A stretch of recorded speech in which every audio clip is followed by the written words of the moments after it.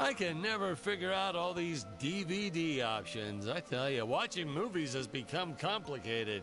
The pause button, I know that one. All right, we're going to start the commentary track.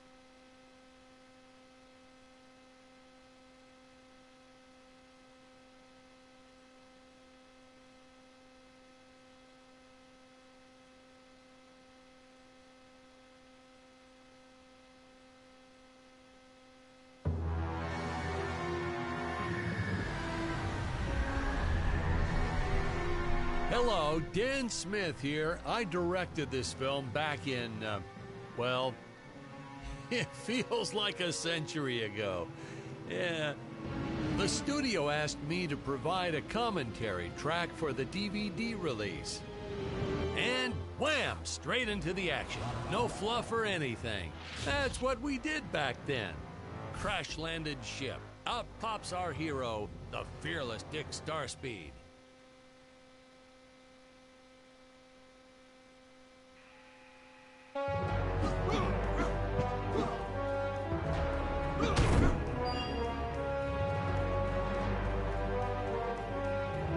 The ship's velocity reactor is damaged.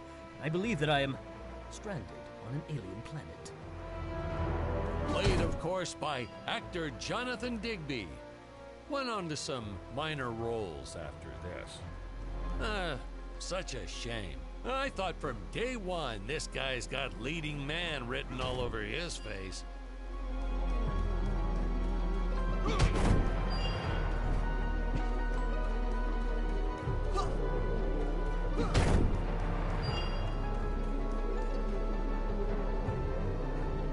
Greetings, citizens of Gravoria. I am Dick Starspeed, and I come in peace. Probably shouldn't have had Dick draw his weapon when he was talking about peas. Well, maybe one day we'll go back and CG it into a sandwich or something instead. Ha! Just kidding. And this is what people pay to see. A no-name middle-aged B-list actor duking it out with stuntmen in costumes. Such stunning choreography. Now the extras in those robot suits really knew how to take a punch. Oh, literally. I told Jonathan not to hold back. Give it all to him. Kick him in the nuts and bolts.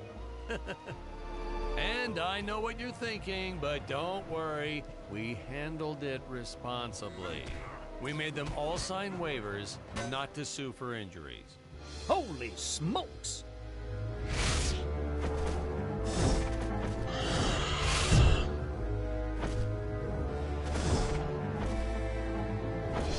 If I land squarely on that grain silo, I should survive this fall unscathed. Well, I shouldn't say this now, but you could actually see the strings if you squinted hard enough. Oh, a screenwriting trick from back in the old days. You put a grain silo or some haystacks down and it solves all your gravity-related problems. It appears some of my equipment was lost when my ship was shot down. But what luck! This high-tech scanner reports that my ray gun is nearby.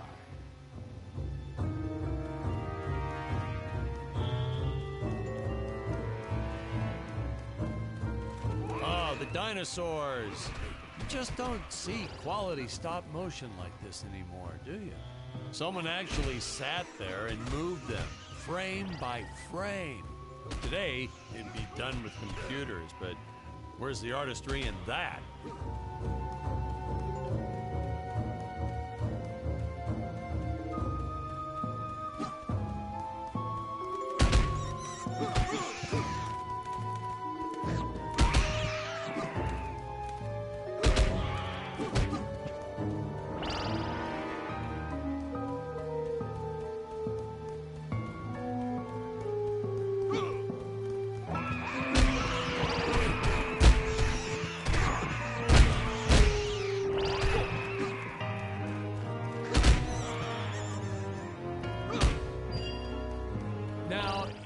The trees here look a little plastic.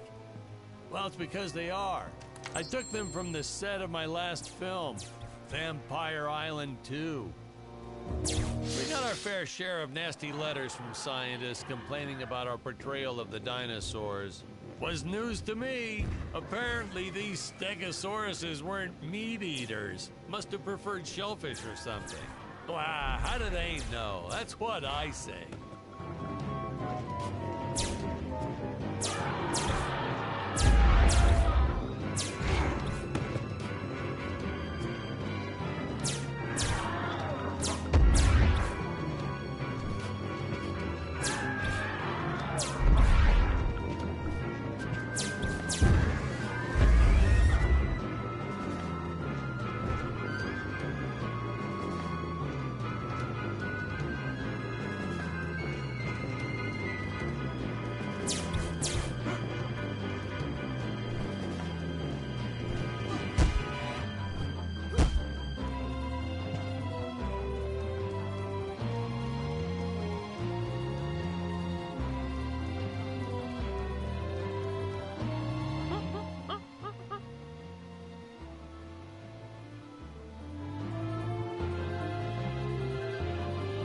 As usual, the local population is defenseless. That's where our hero steps in and saves the day.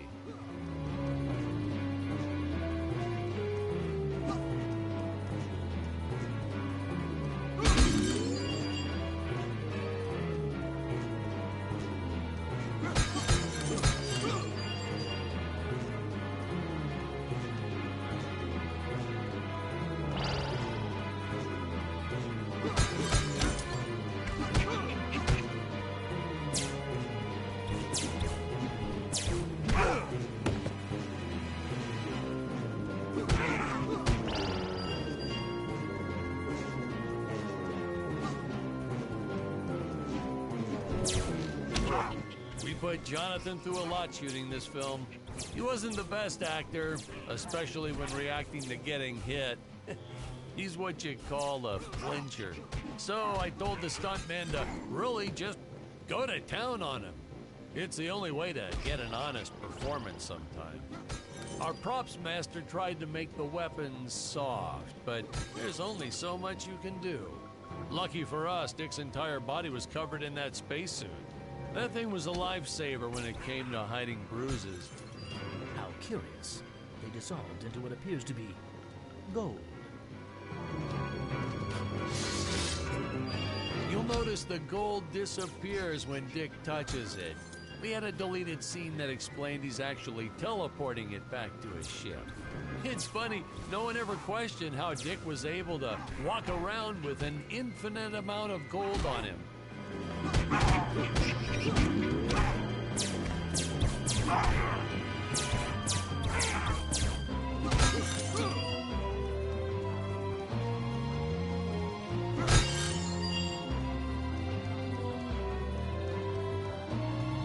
We had to redo these shots. Our first attempt was kind of a disaster. We tried using real apes, thought it'd cut down on the costume budget a bit. But have you ever tried working with apes? They are the worst actors ever. They don't sit still for a moment, and the second you take your eyes off of them, they're flinging their feces all over the place. Jonathan refused to work with them after he got well, let's just say that he had to take more than a couple of showers one day. You know, you never forget the smell of monkey poo. We steam cleaned the studio top to bottom. Still never got rid of it entirely. All through the rest of the shot, we kept finding those little surprises hiding inside various props. Boy, were those the days.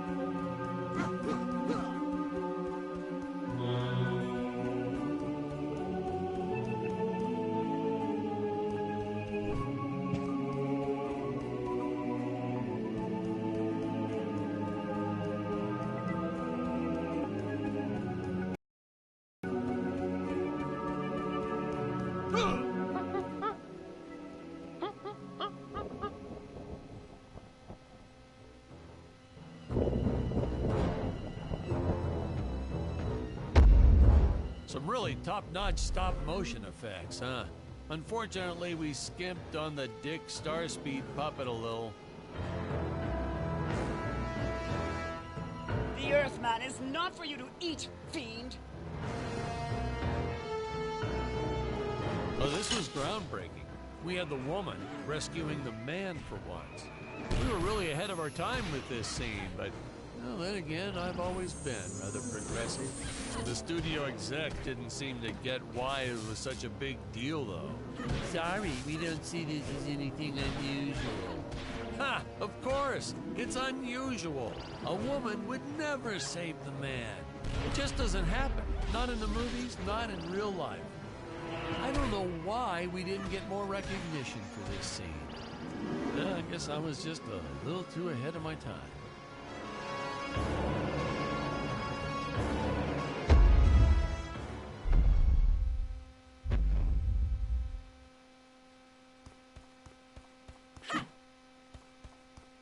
We're supposed to be seeing Dick and Scarlett's first dialogue scene here. Thank you for saving me, strange woman. What is your name? I am the magnificent Scarlet Nova.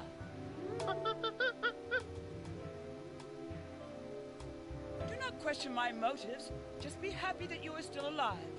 I must speak with my father at once. I shall teleport to his chambers.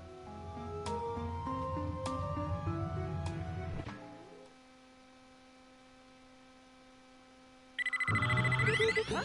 Where is this place? This is not my father's chambers. You have disobeyed me for the final time, Scarlet. Enjoy an eternity in the Tower of Eternal Solitude. For all eternity! The old fool did not notice I am wearing my jetpack. Booster usage. Jump. Wait. Wait. Use booster. Survive deadly fall.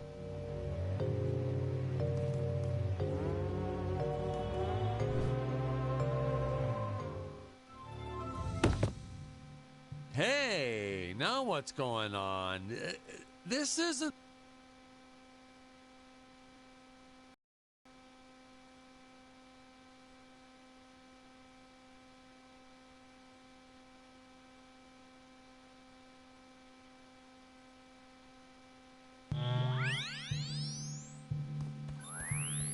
Booster usage.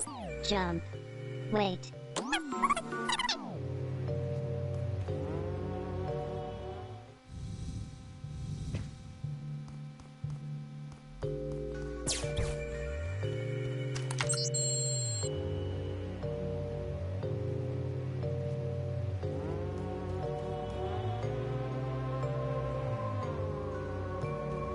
Scarlet didn't quite realize she needed to shoot those energy orbs down below.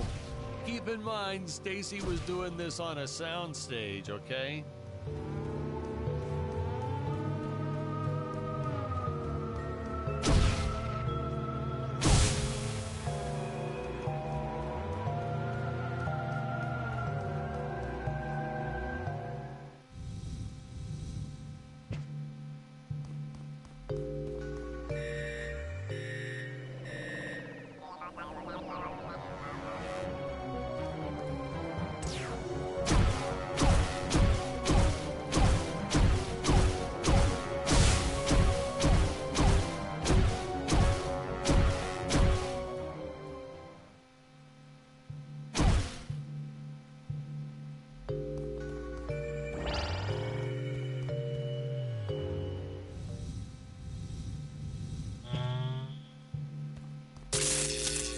The energy imps. Such a neat effect. We had to paint each movement frame by frame and superimpose it into live footage. We were pulling all-nighters for weeks. Well, when I said we, I meant the artists. I'm pretty much useless if I don't get a solid 10 hours a night. But they were at it forever. They had to redo it all because I accidentally told them red instead of blue the first time. Artists.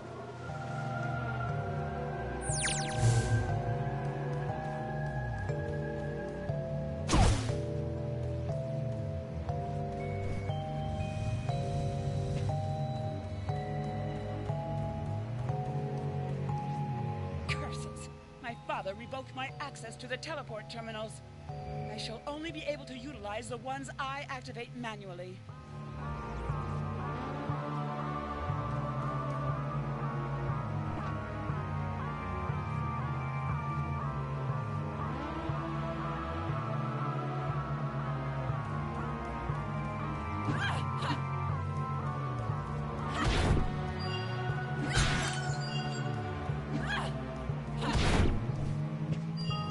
Man, some of these shots are dragging on longer than I remembered.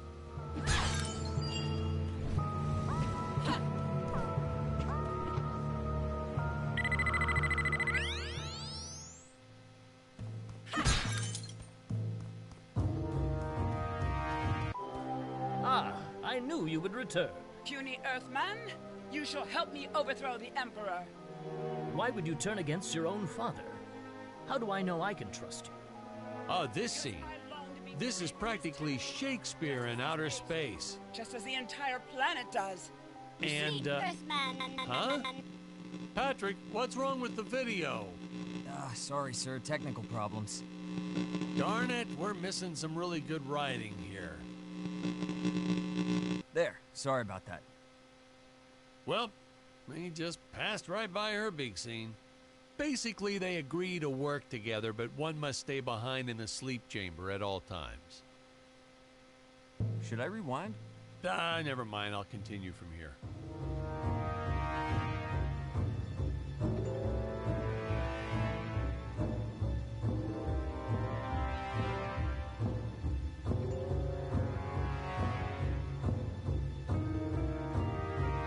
I was trying to push a new style of filmmaking. Have the hero do absolutely nothing from time to time.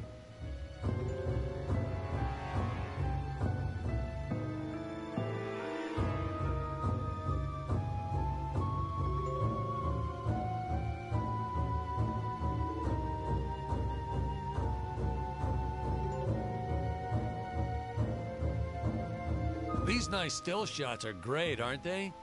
Just hold still, leave the camera way back like that, admire the music and the set pieces.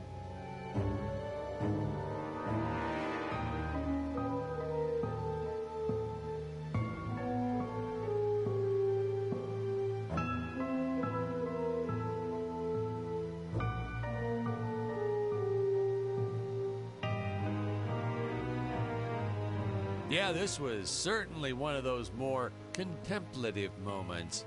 Our actors really like that whole method acting thing.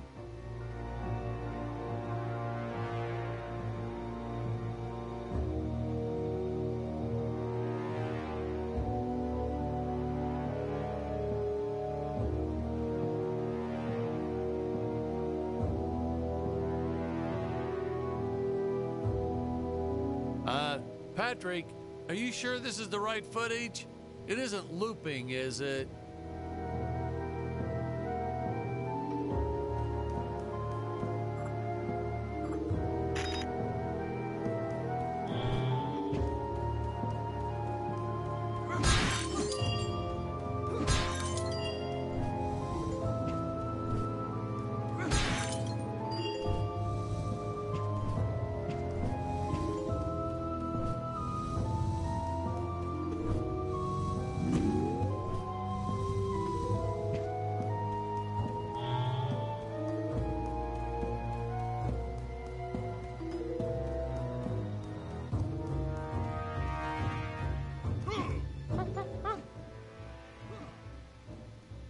Right from the start, our budget was a little tight, even by standards back then. To make do, Tony shot a couple scenes in black and white. Originally, he intended to use it for flashbacks. But then I had to break it to him. Our film doesn't have flashbacks. We almost made it a silent film just to cut costs.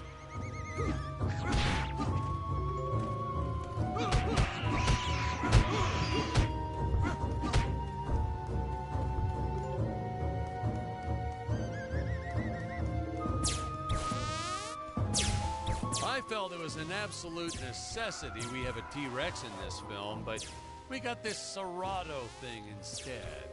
Of course, I went through the whole production thinking it was a T-Rex because, really, who can tell the difference anyway?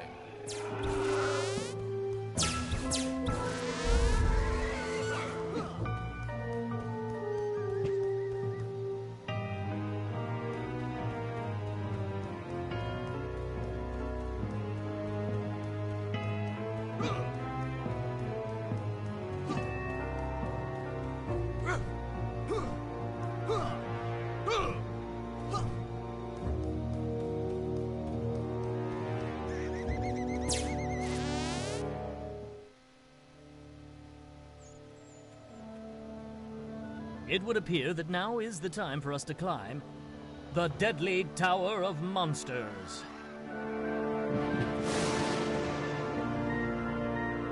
Good screenwriting 101. Always announce the title within the film itself.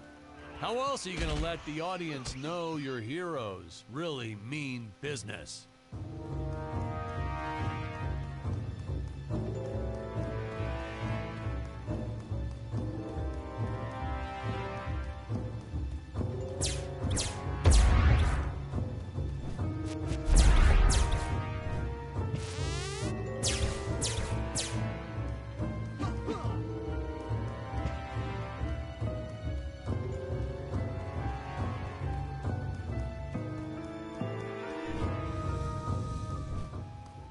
Now, that weapon, it's just an electric shaver, but, you know, I bet you'd never guess it was, would you? They look so futuristic.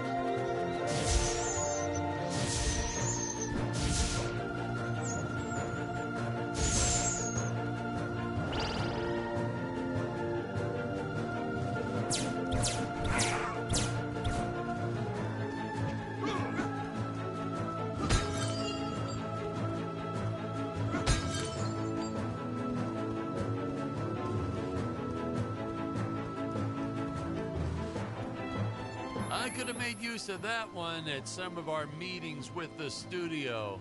Oh, you'd like to see records of where our budget went to this month? Sure, let me get that for you right now. Boom, boom. Yeah. Unfortunately, those meetings ended in a much different way.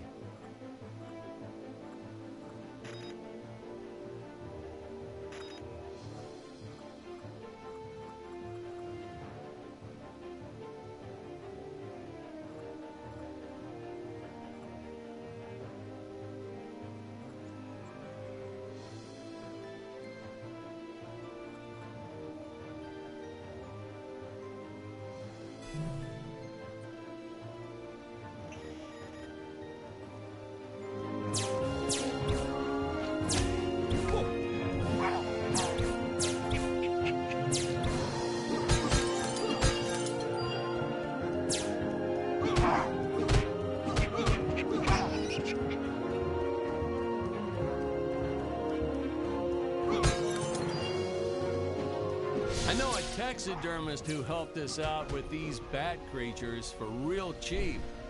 He's not good. He's kind of sloppy if you want to know the truth. But that's the best part. A sloppy bat looks scarier. Oh, but you gotta sew up that sphincter. Just trust me on that one.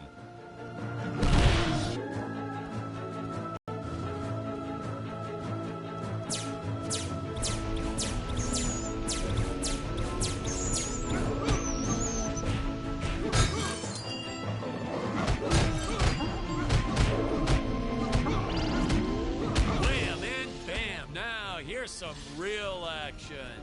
Nothing like an adrenaline boost to get our hero to really start wailing on those monsters. We were unsure how to represent a surge of adrenaline at first, but I think we nailed it. Yep, definitely nailed it.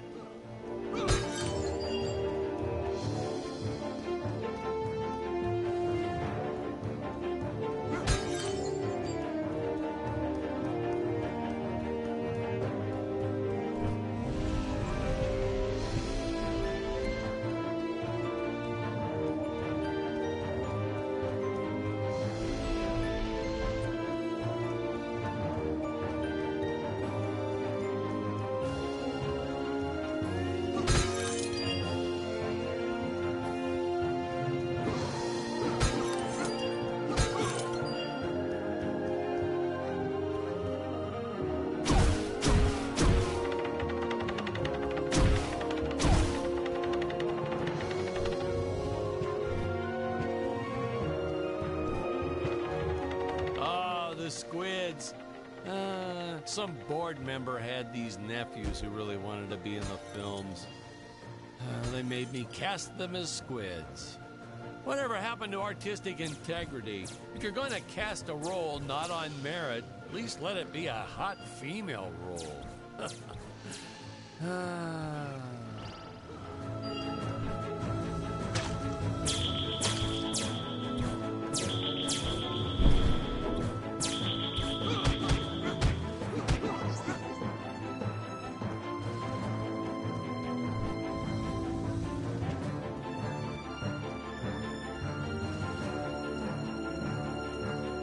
My effects team kept assuring me the strings wouldn't be visible in the final cut, but I could see them. No transparent nylon. This stuff will do the trick. Yeah, right. I swear those darn strings is what made my hair go white.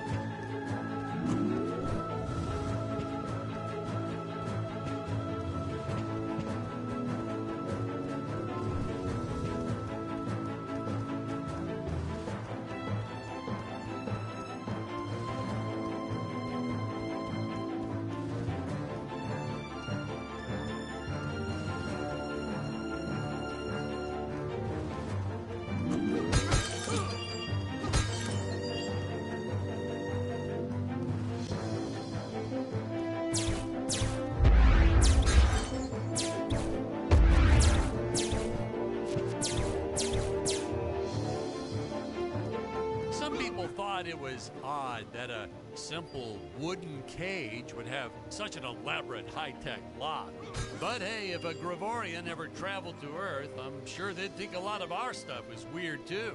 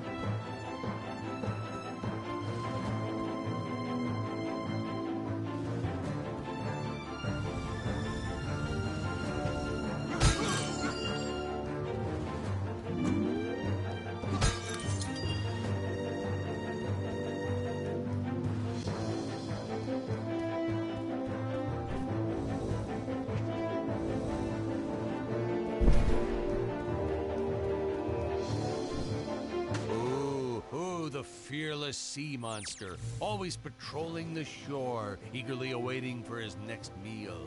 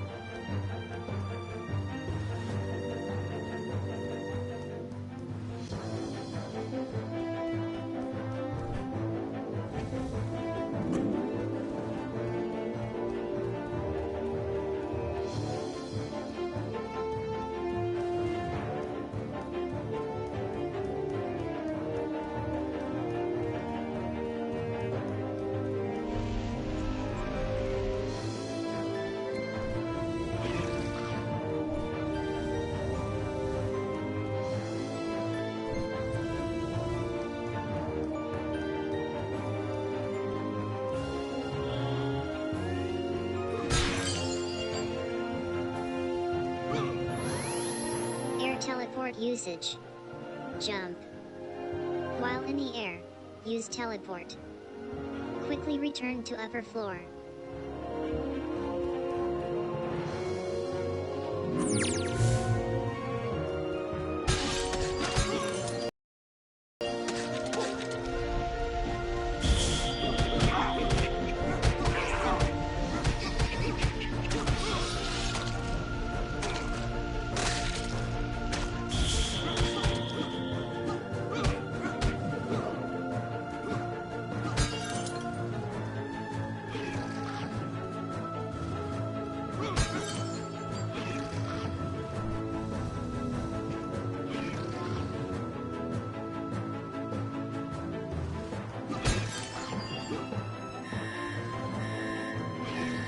You don't want to miss a single minute of this scene. The nuclear ants.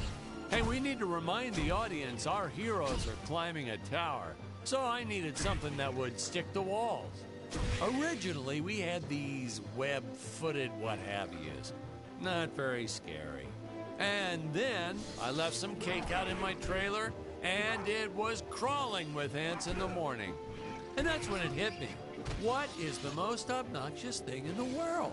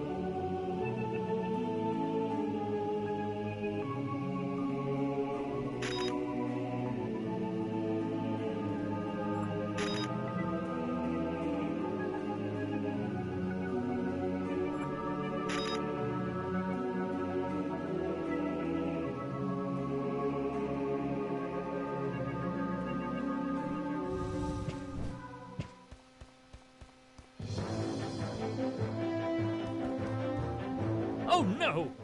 This head belonged to my co-pilot robot. He was the most loyal companion in the galaxy. Dick. Malfunction. Dick. Malfunction. These Gravorians will pay dearly for this, my friend. Now, what's a space adventure film without a trusty robot sidekick, huh? Am I right? In the original draft, we had Dick and Scarlet team up with an alien from the planet's surface. You know the type, pointy ears, wise and emotionless.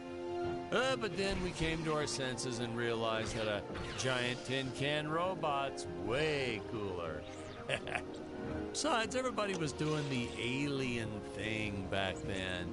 You know me, I'd rather be a trailblazer.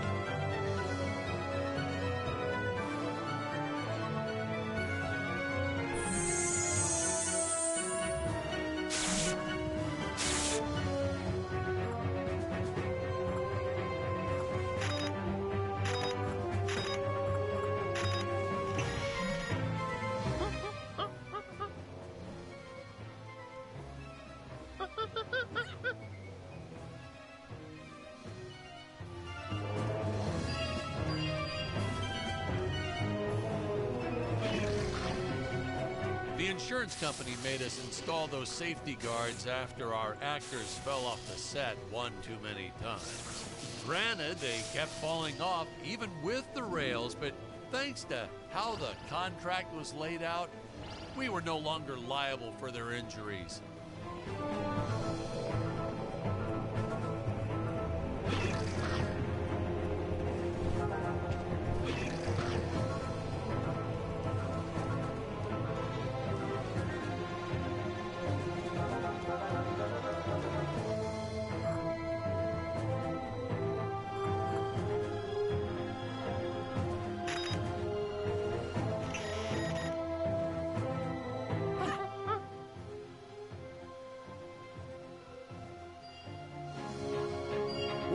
Ladies and gentlemen, I guess it's time to talk about the elephant in the room.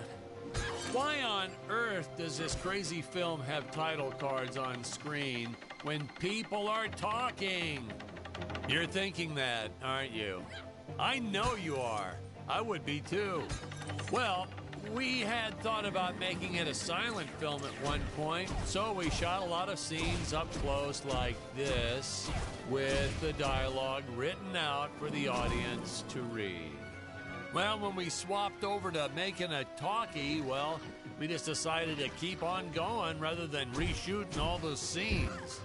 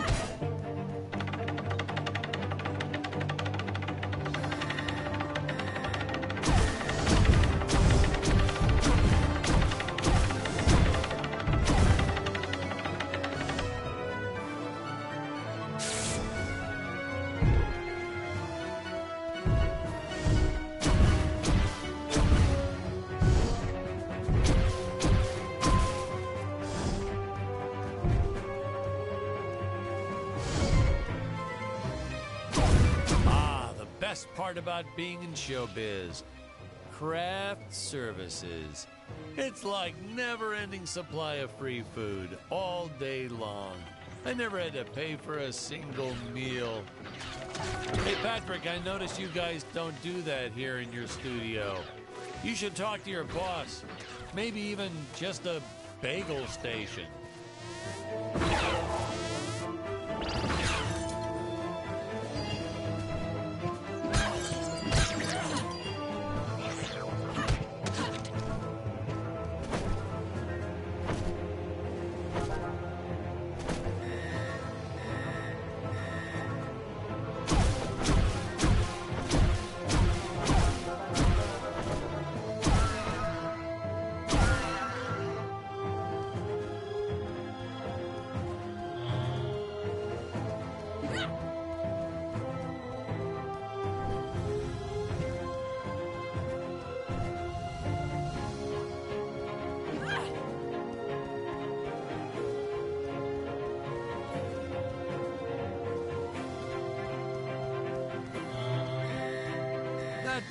Nitpicking science community also complained about these Terra whatevers breathing fire.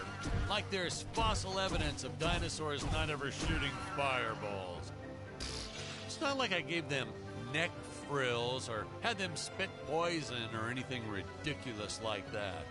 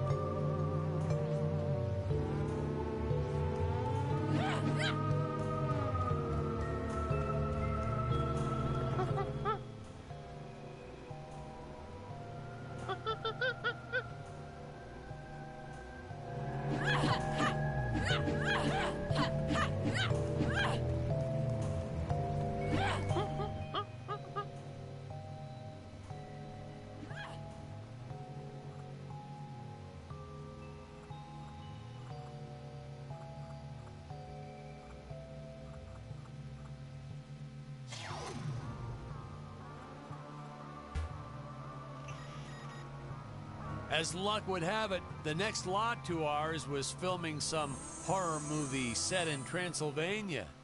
So we signed a soft contract with them to use their set after they wrapped for the day. And by that, I mean we kind of snuck in and filmed it real quick when no one was looking. I had my assistant Phyllis keep a lookout for the security guard.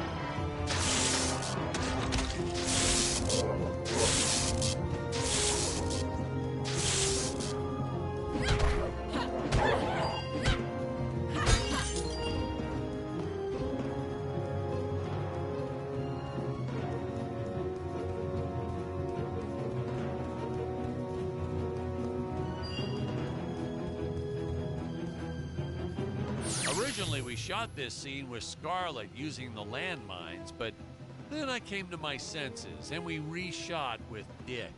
I mean, a woman using high explosives? This may be a science fiction, but we have to keep things at least somewhat believable. Hey, most days, the effects team really nailed it. Dinosaurs, saucers, hey, you name it. But these, deflating rock, boulder, cubes, not their best work. Just looks kind of odd, if you ask me, like giant whoopee cushions. And they said they could add some debris and explosions or two afterwards. And then we ran out of budget. Well, to be fair, we ran out of budget several times, but still, I lost a lot of sleep over these rocks.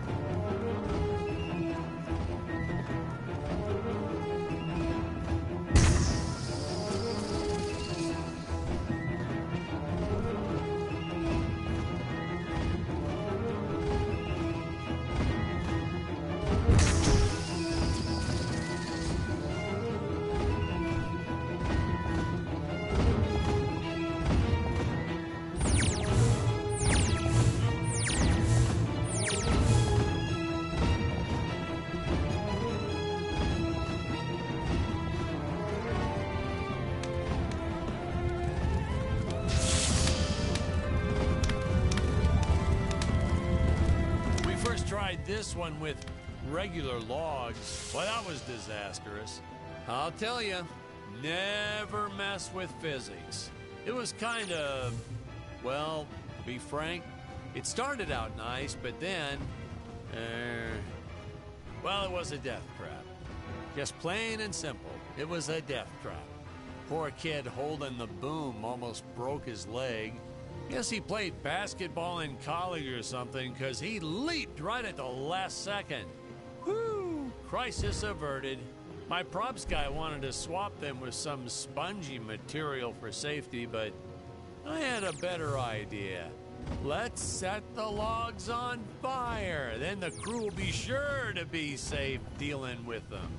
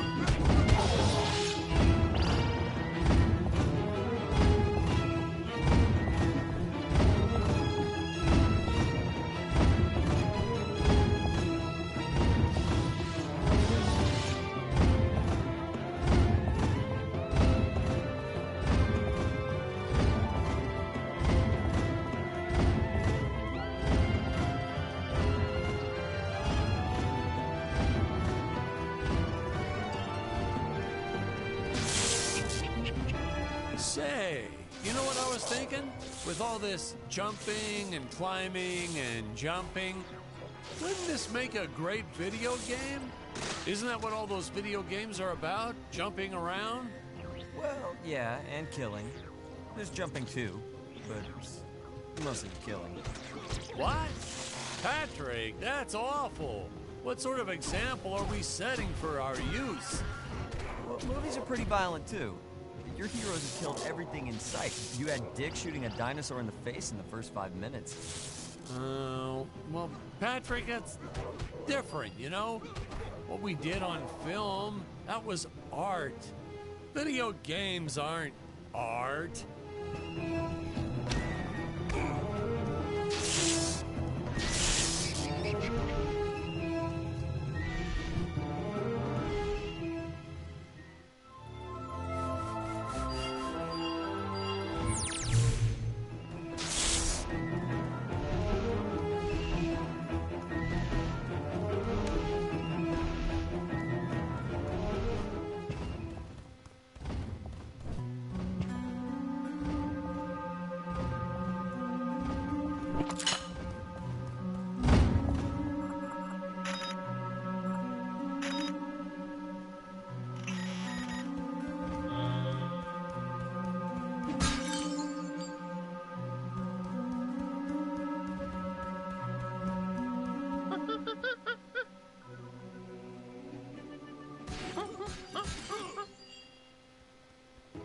Funny story about the two caged apes in this scene. I had completely forgotten about them when we wrapped up filming on the set. Then we spent the next day doing a location shoot. So, suffice it to say, our return to the studio was met with a couple of grumbling tummies complaining about unsafe work conditions, human rights, yada, yada, yada.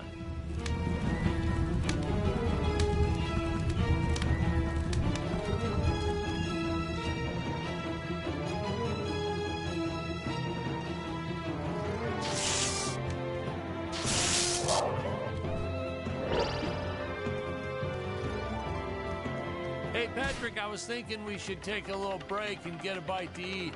You like Chinese? I know a great takeout. Well, we're not scheduled for a break for another few hours.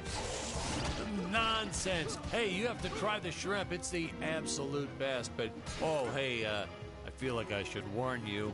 It gives me horrible gas. But that's okay. We're friends, right? Really, sir. Studio time costs a fortune. Let's just stay on schedule. Good thinking. We could grab a real dinner together and go out for a night on the town, yeah. Two young bachelors on the prowl. Say, where do you youngsters go these days?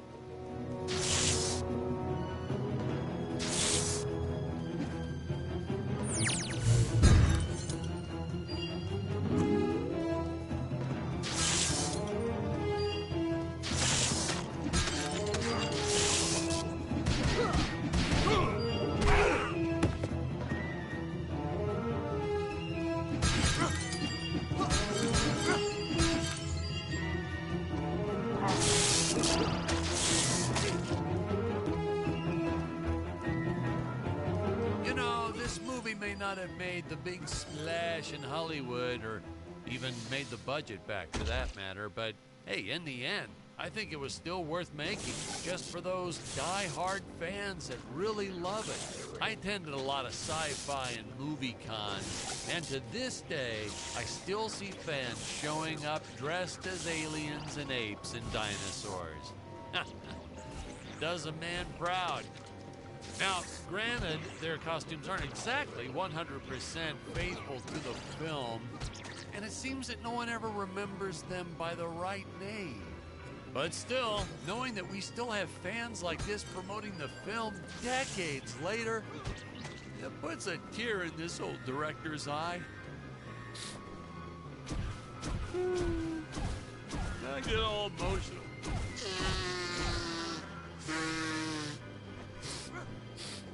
Okay.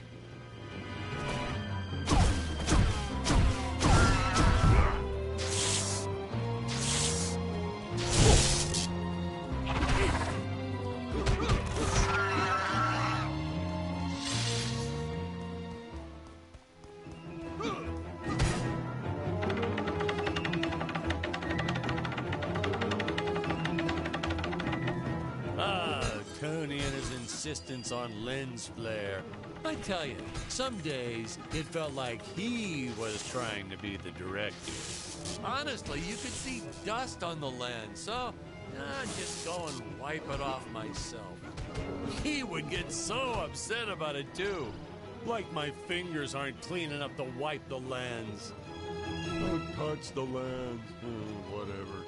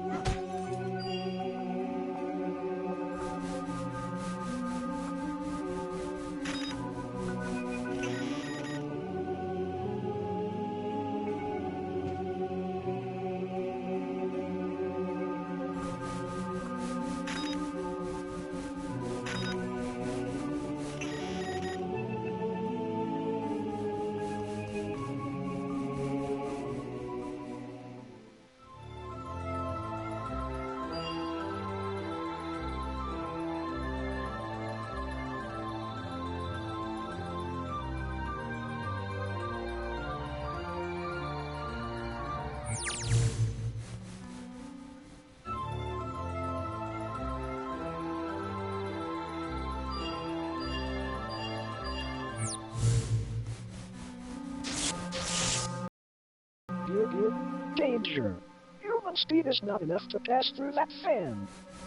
Chance of death 100%. Retrieve the time vortex device if you wish to go any further. Searching. Time vortex device detected. Device in dangerous area. Nuclear ants everywhere.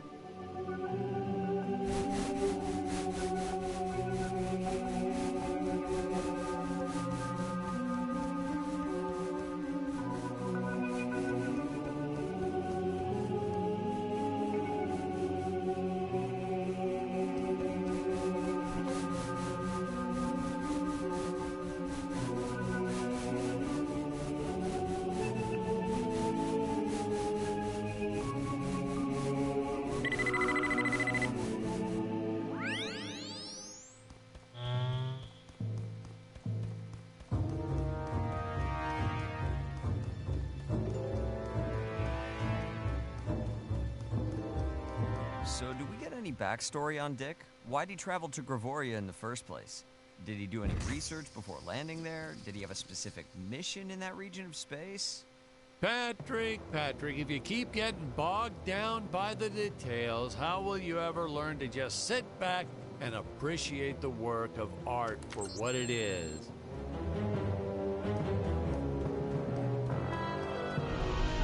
Production tip, ladies and gentlemen.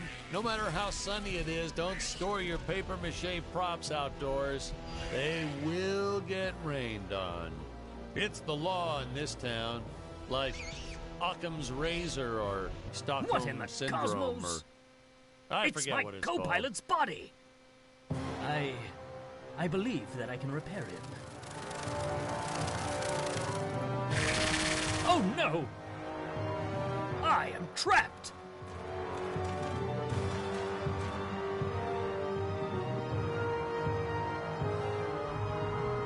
Master Dick. Master Dick.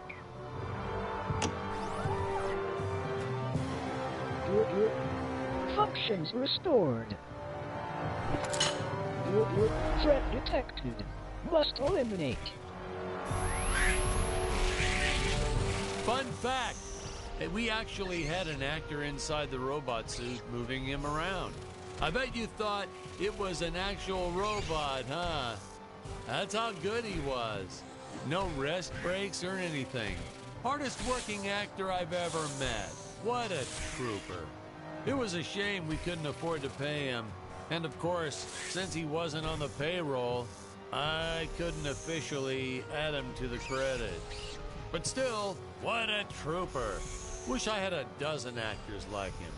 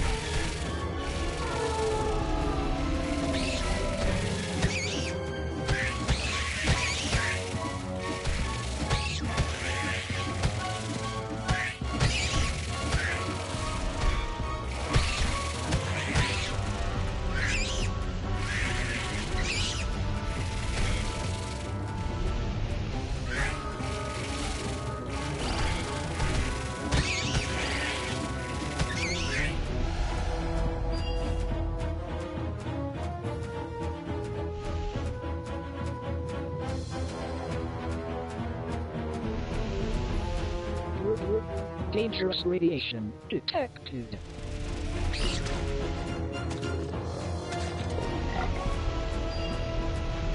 No, we didn't use the same material for the toxic waste as we did the slimes. I mean, why fake something when you have the real deal available? We found a place where people were just dumping the stuff away for free. I was hoping the crew members handling it might get some cool superpowers from it, but no, nothing like that.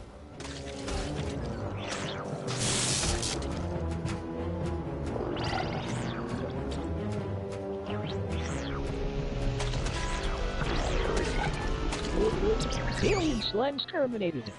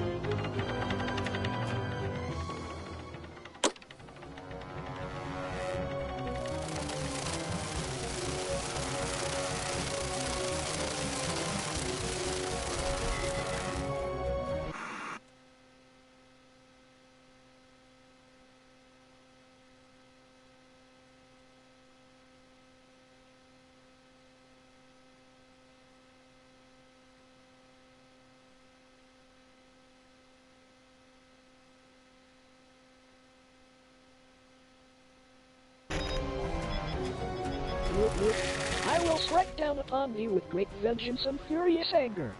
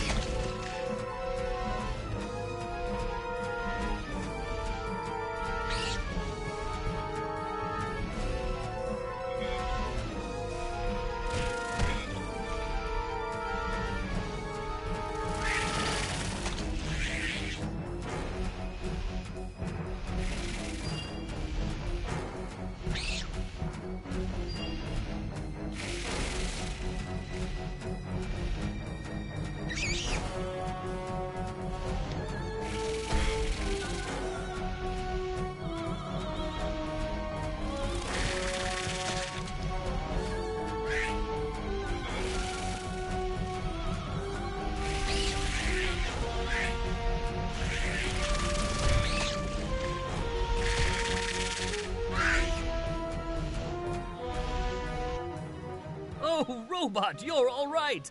And you saved the day. You're Fred eliminated it.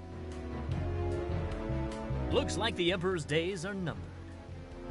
At long last, we have assembled our team. A lot of reviewers and fans, too, always wondered why we shot so few scenes with all three heroes in it together. I mean, we did our best to explain it. Something about the sleep chambers or staying back to protect the ape village. Really, it was just logistics. Jonathan had bowling league on Tuesdays and Thursdays, and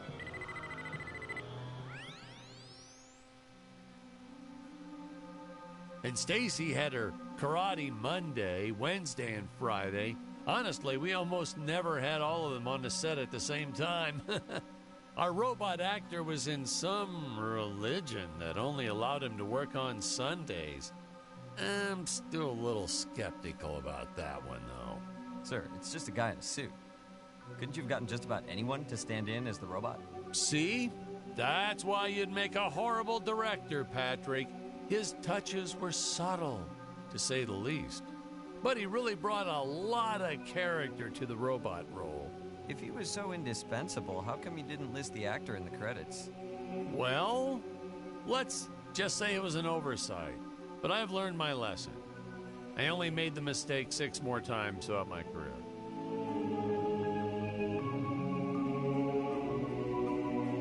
I wanted my actors to slow down, contemplate a bit, breathe. Feels more real, doesn't it?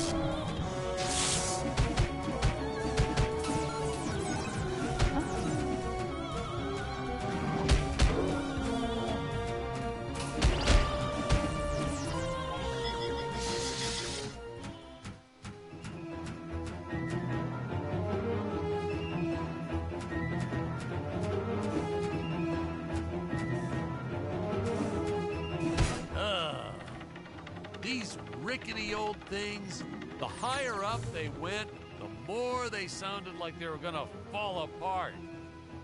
I'm amazed that no one ever got hurt, or worse, riding these things. Well, there was the actor we originally cast for Dick's role, but we don't talk about him.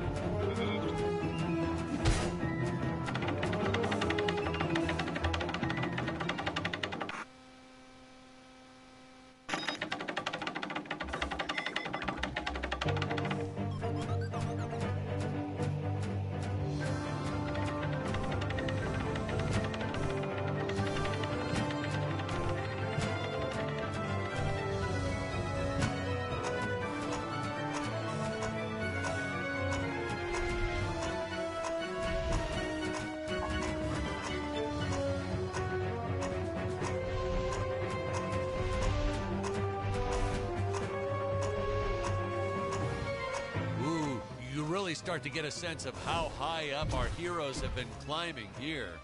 Reminds me of how the crew always used to comment on how high everyone was. Those jokers, they'd even say it when we were filming the grounded scene.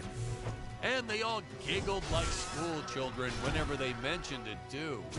So I'd make sure to laugh even harder so they'd know I was in on the joke.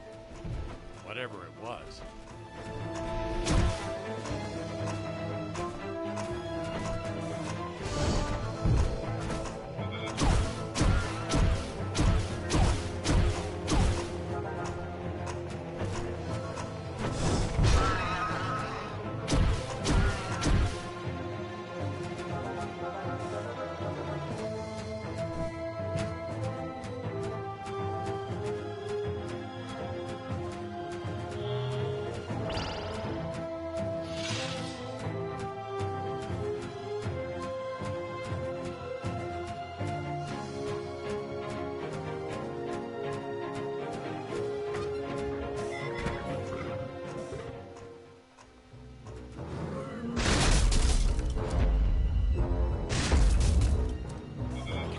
This beast here. I must make for higher ground.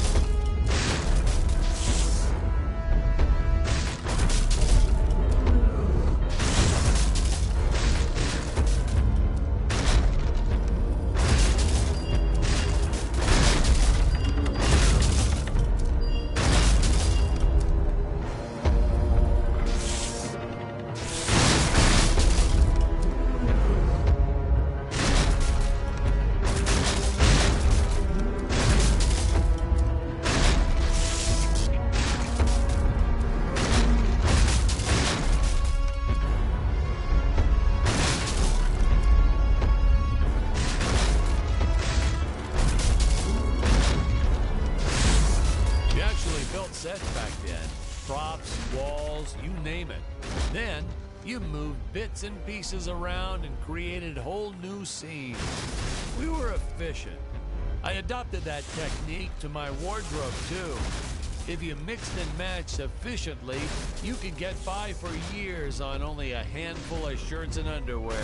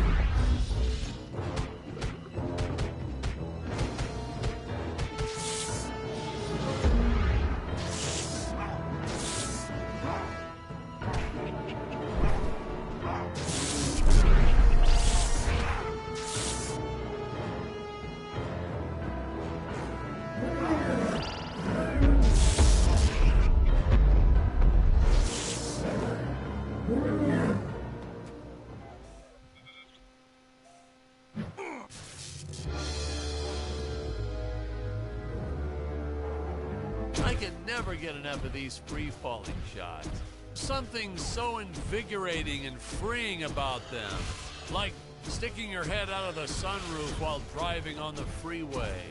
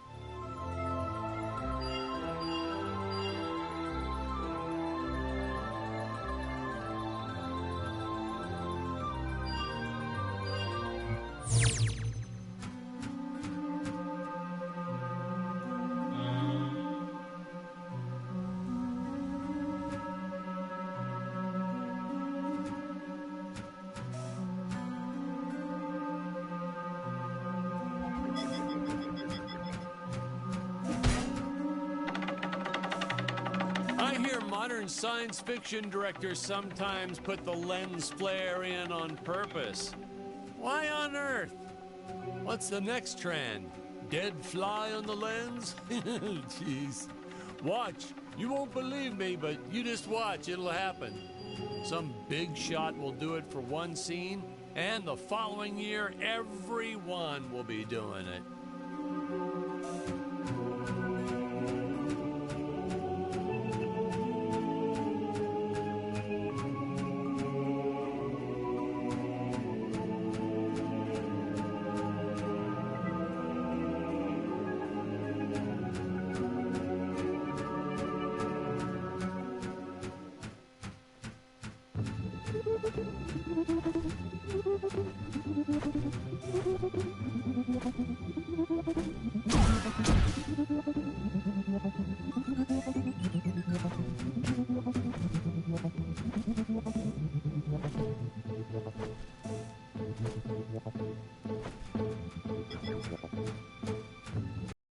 Dr. Peculiar, Yes, Your Eminence. release the Mechamelion! But Your Eminence, the Mechamelion isn't ready. What is the meaning of this? I thought he was completed. Genius is never completed, Your Eminence. Dan was just preparing to install a chainsaw on his tail. Enough! Your tinkering costs me precious gold and time. You do not have that luxury, Dr. Peculiar. Yes, Your Eminence. Releasing the Mechamelion at once. Ah, Ludwig. Yeah, good old Ludwig. We cast an actual doctor to play Dr. Peculiar. Never again. Oh my God, he was a cranky old coot. May he, rest in peace. The costumes, the script, the creature effects, you name it, he wouldn't stop criticizing everything. Well, in his defense, I think he did have some early signs of dementia or something. He was always getting lost on set, forgetting his lines, making up new ones. Yeah, it was cute. Midway through a scene, he'd just yell, "Where are my pills?" It was like a catchphrase. We almost left a few of them in.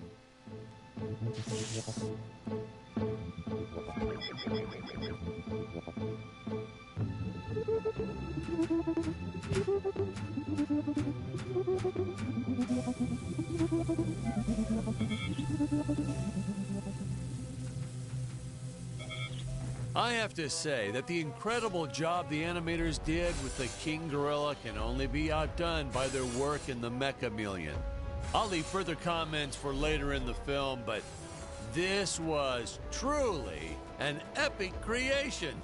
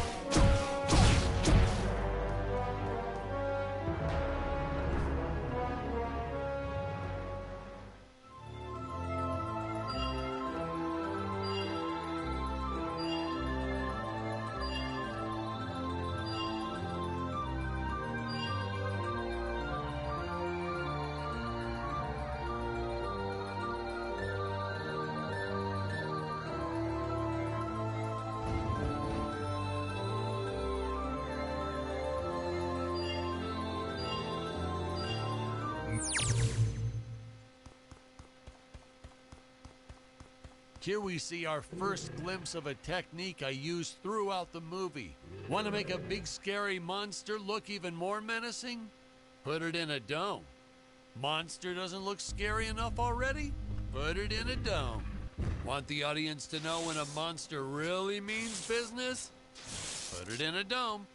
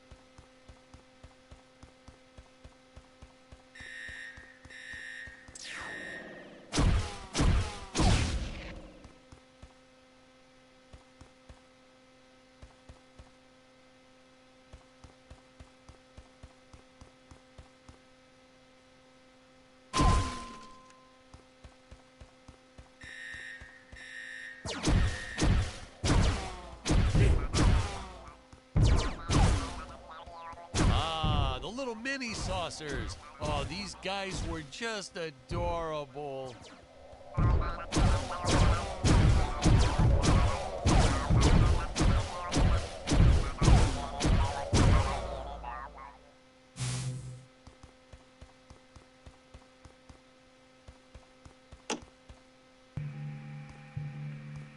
I was a huge fan of the old classic movie, The Flea from 1958. So I created this monster as sort of an homage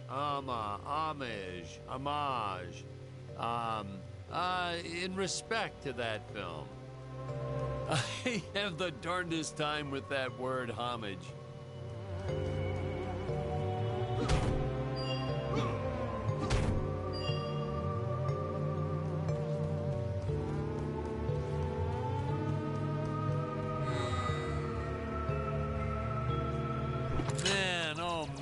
That whip.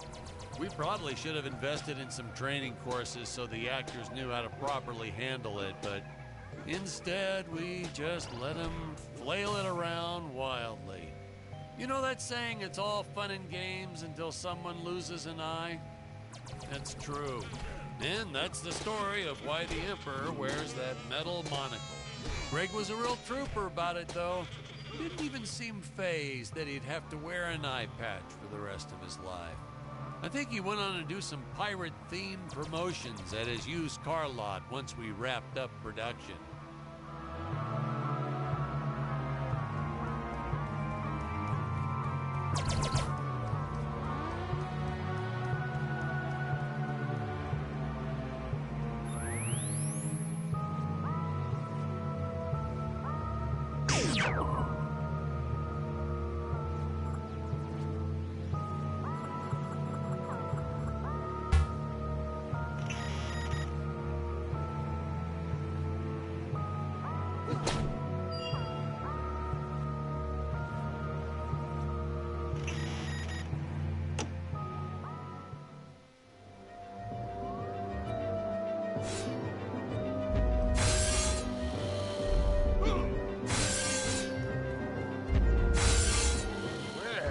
My Mechameleon! Why has it not pulverized the intruders already? Well, Your Eminence, I was installing photon lasers into its eyes. I hadn't finished. So, the Mechameleon might be somewhat, well, blind. My indomitable guardian is blind? I do not tolerate failure, Doctor. Getting these two to do their scenes together was enough to make your head spin. They weren't, strictly speaking, actors. Well, not in your usual sense. Ludwig here, or Dr. Peculiar, actually was a doctor. I think I told you that before. Greg, our emperor, well, that's a whole different can of beans. Our casting guy found him at a used car lot. Greg talked him into buying just a horrible car. Thing never ran. Oh, then when he tried to get his money back, Greg just laughed maniacally, so doggone it, he offered Greg the role right on the spot. He said, "Dan, this guy is perfect."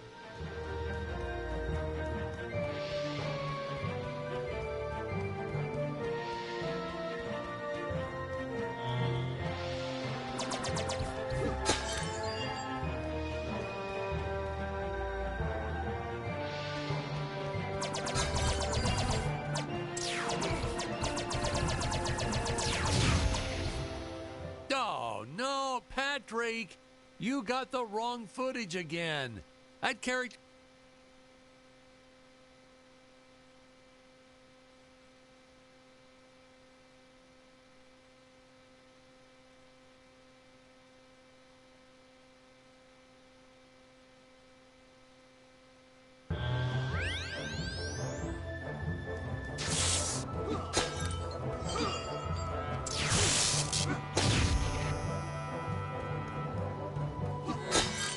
We were running out of extras and clay sculptures, but we needed more monsters. Oh, please, more monsters.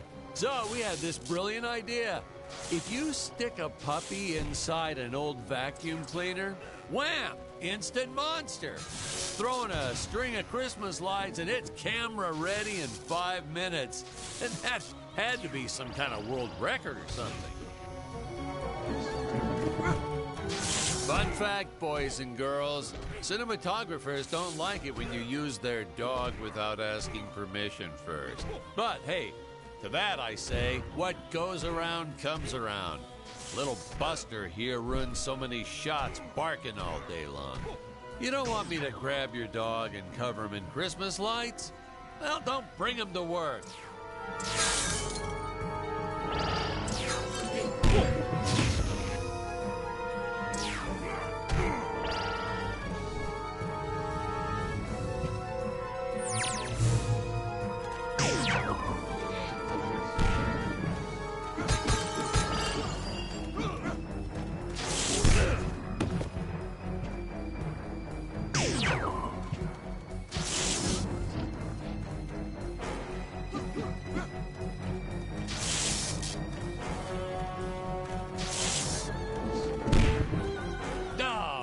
Another fake scene.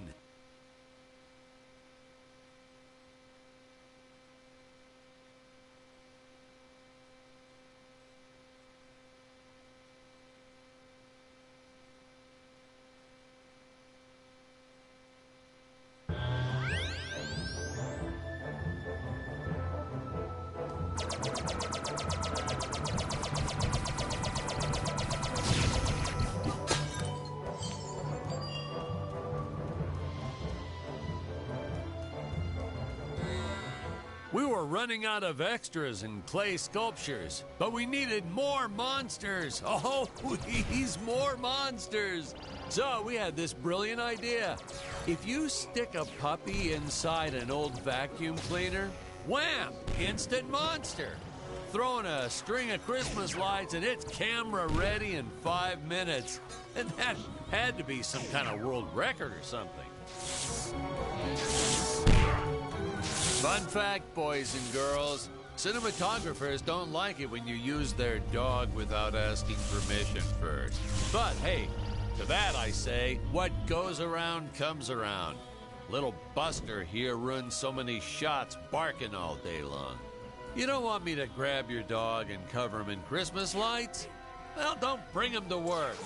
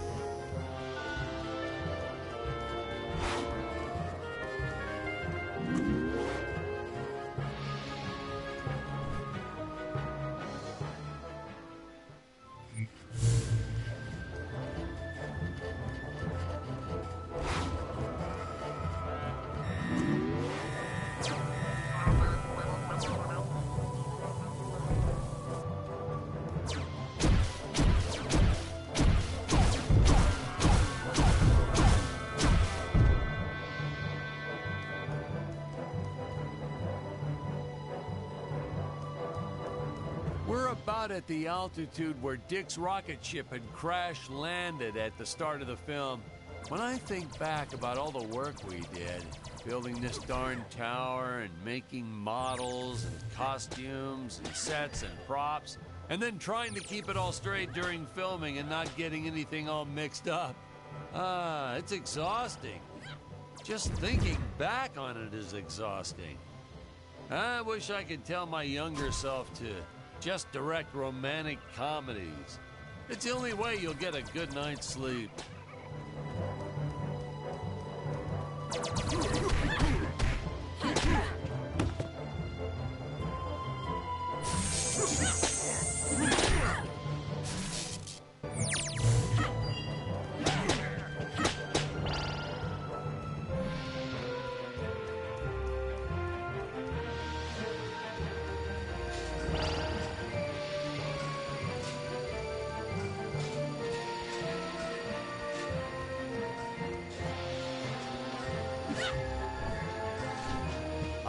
Yes, the rotating contraption things. We actually used Ferris wheel parts from an old amusement park. I think it was called Dizzyland. Is it Disneyland? Isn't that kind of close to... Yeah, and the courts agreed with you. They shut them down before they opened the gates.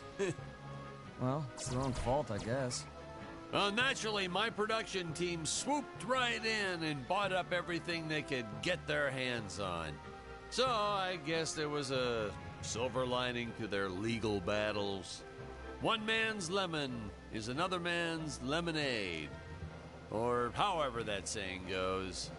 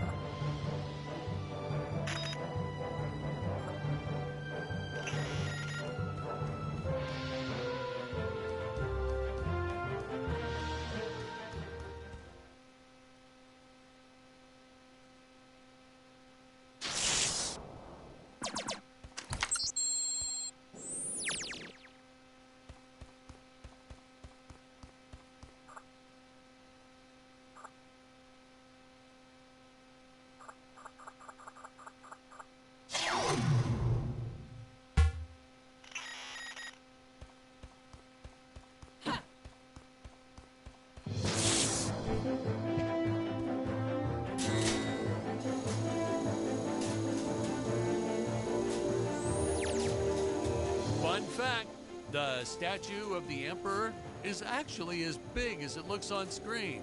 Yeah, we were going to use a small model and green screen it, but then Greg offered to fund building a life-size version. He was planning on setting it up front and center of his used car lot. Apparently, he ran into some issues with zoning laws. Yeah, I told him he should just play dumb and put the thing up anyway, but he wouldn't listen. I guess that's why he's still running that same lot, whereas I've been barred from filming in 12 different states.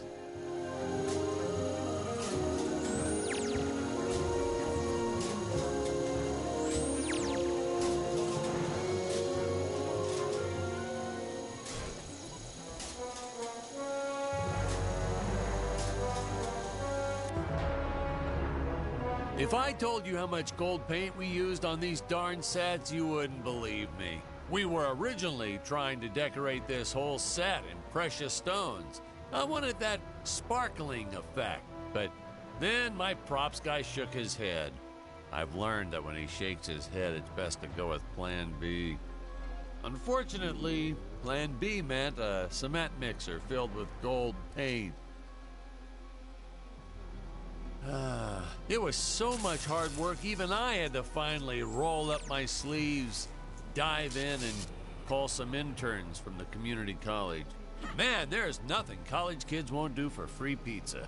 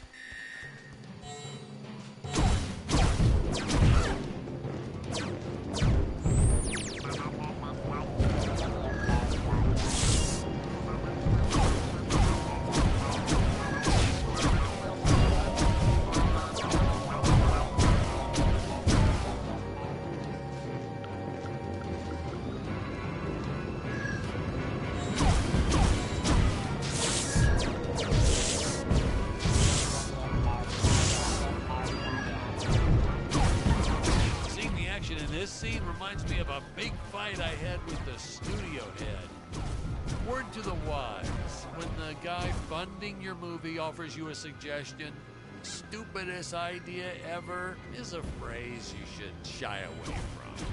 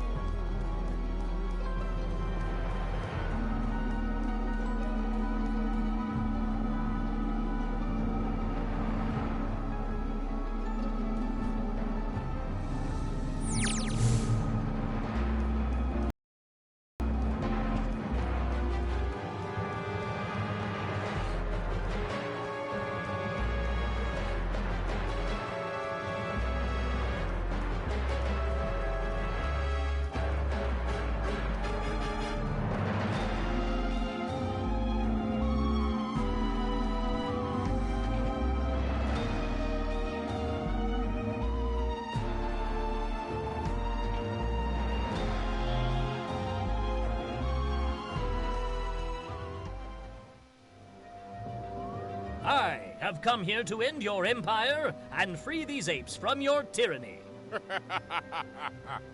You? Tell me, do you think I need these pitiful creatures to run my empire? Allow me to show you something. As you can see, I do not need those darn dirty apes. It is a kindness that I allow them to survive. I give them work so they believe their life has purpose. All I truly want from them is their gold. Gold? Ha! What gold? Have you not seen the result of Gravoria's planet-wide radiation? When living beings die, their bodies are transmuted into solid gold. apes are useless. I send my minions to harvest more gold for my empire. You are a cruel, heartless monster. Perhaps. Perhaps.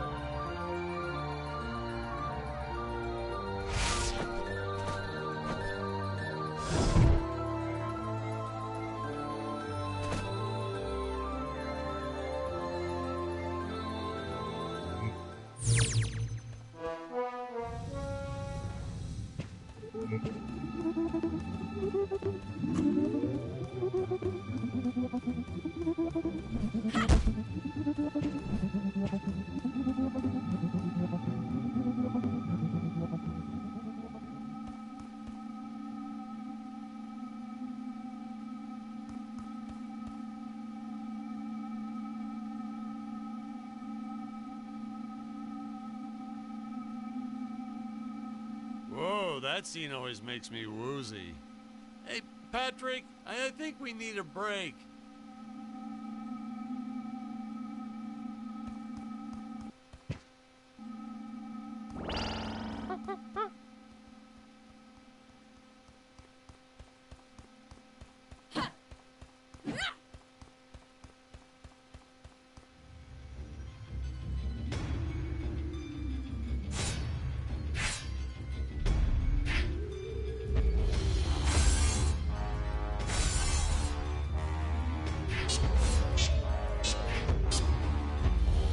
Imagine one of those on your average elevator?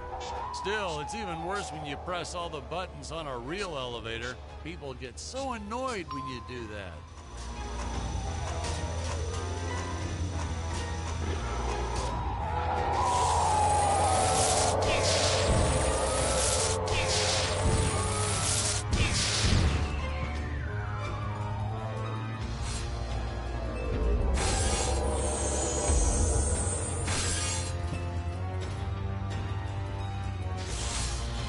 Nowadays, we just click, click, and make all this in 3D with those computers or something.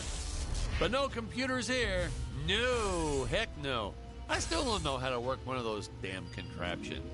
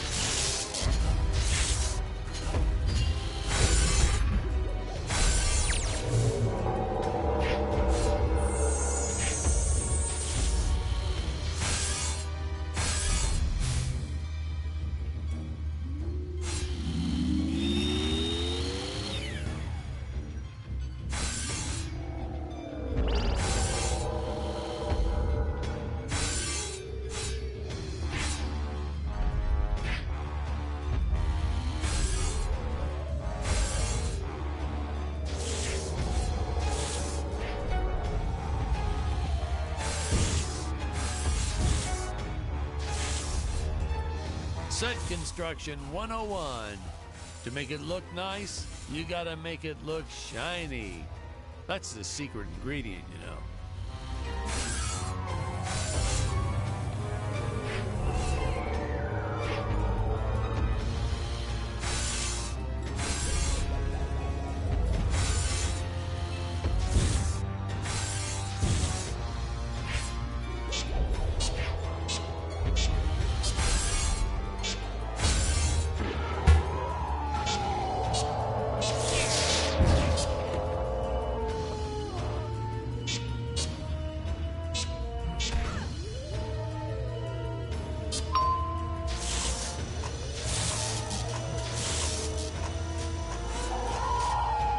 We had 14 production babies while making this movie.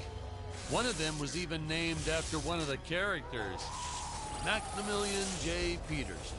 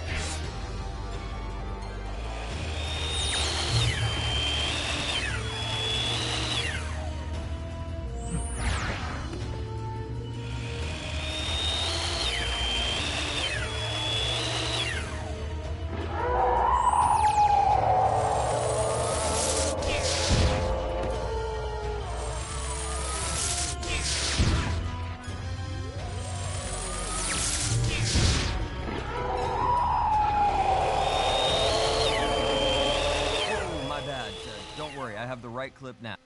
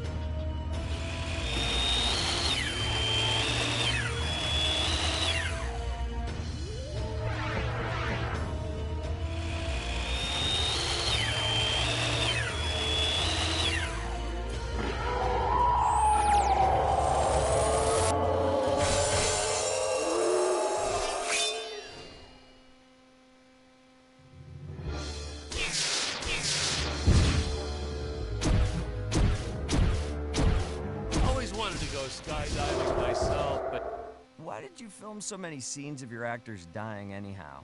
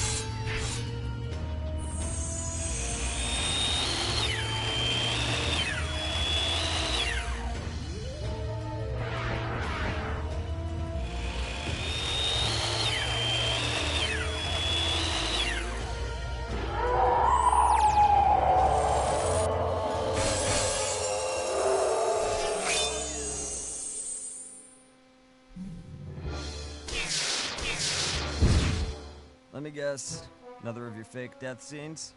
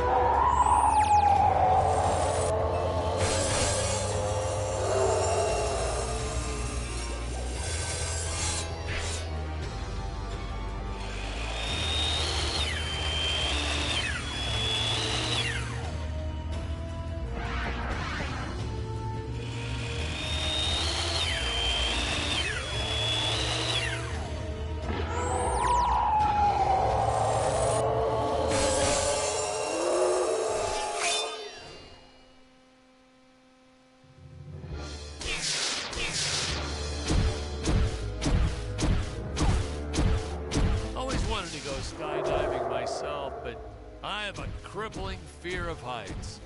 Wow, really? So, was this movie your way of tackling that fear head on? No, this movie is what gave me my fear of heights. By the end of it, I was directing scenes with my eyes closed to keep from getting panic attacks. Now it's all starting to make sense.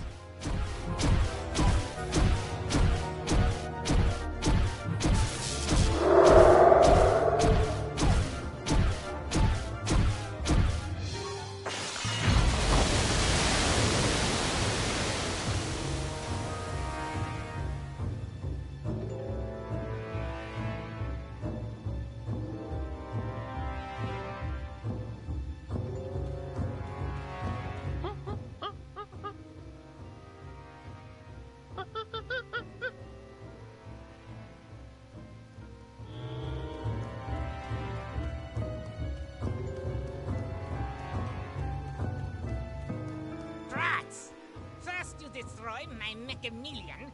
Now you shattered the Dynodrome. Now they all escape. Do you have any idea how difficult it will be to recapture them all? Dr. Peculiar, why is my dinosaur army running amok? Oh, well, let them roam the island. Your Eminence. But if you trample on some of my hybrid specimens, that would be like turning Gregor Mendel's pea garden into soup and forcing him to drink it. Mendel Schmendel, Doctor. I gave you gold to spawn me a dinosaur army, and I expect my army to kill things. Certainly, Your Eminence. But whatever you command.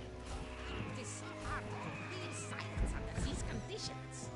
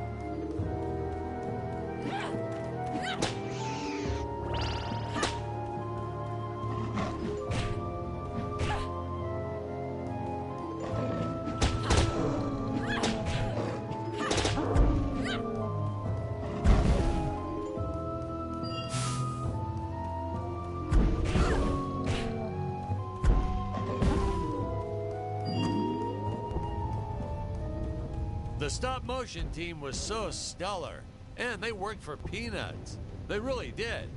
I just couldn't get enough of them. The script called for a lot of dinosaurs here, so I said, hey, let's set the record. I told the team I wanted a minimum of 30. Of course, we found out later we were absolutely nowhere near the world record. But I didn't have the heart to tell them. I made them eat some fake plaques and sent them their way.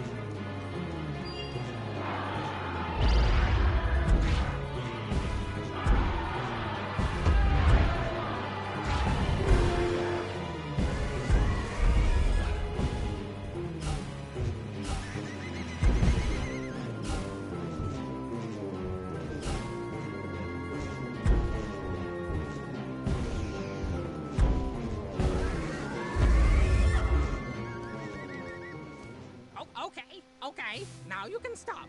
No need to go further.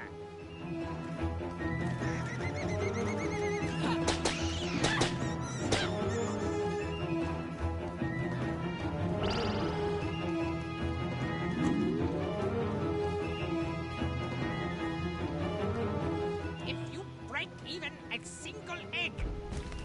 No, not my Tyrannosaurus Rex! You Neanderthal!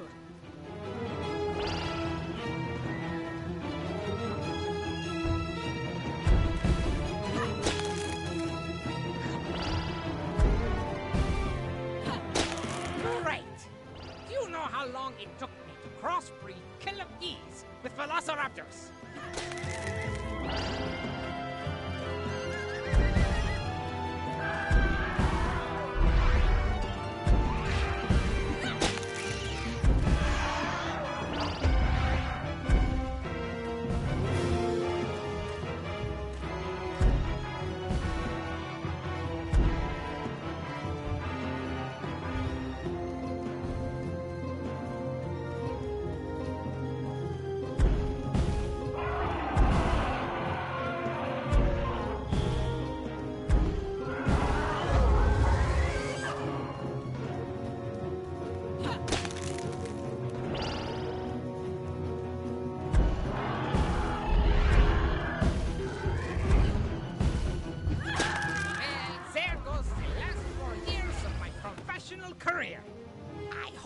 happy now.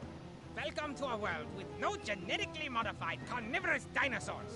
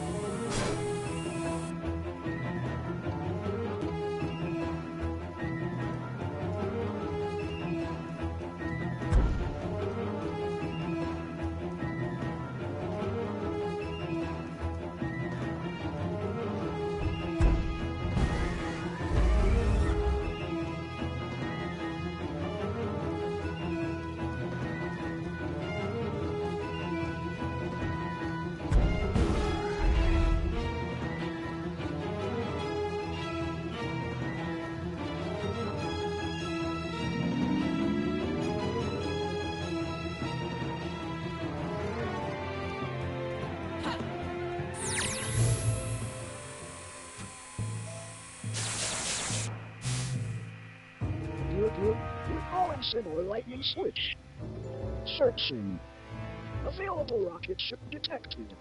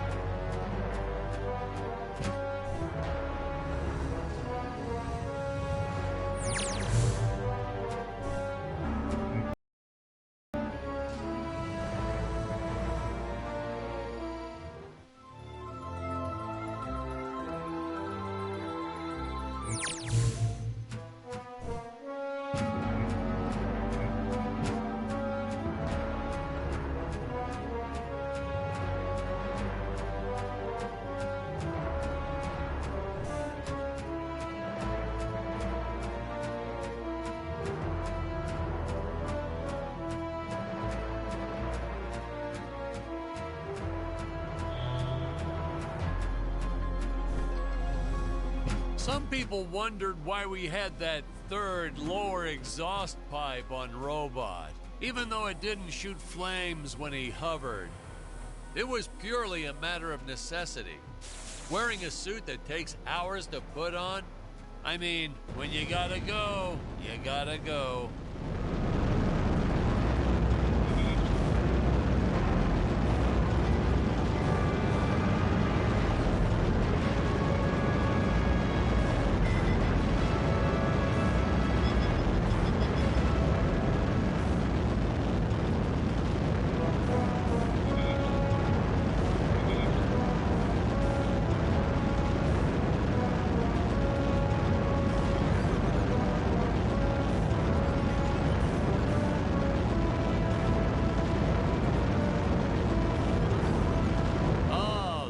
Space station.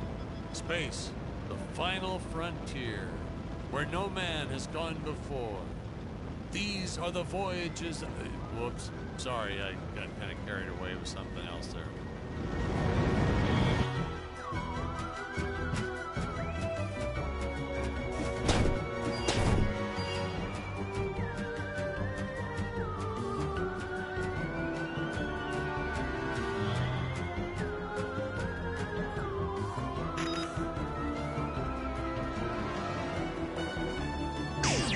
Created these conveyor belts for Stacy's character, Jonathan was always trying to run across them to no avail.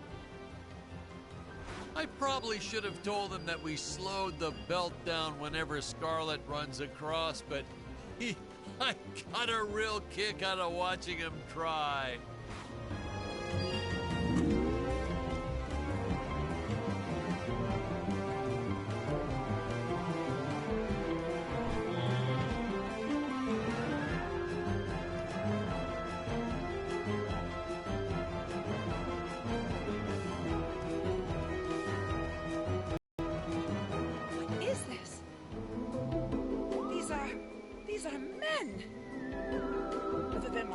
And the scientist, I had never seen men on Graboria before. It's funny because when she says that line, it almost sounds like she's insulting Dick's masculinity. None of us caught it in the filming. But at the premiere, I saw the reaction on Jonathan's face. Whoops.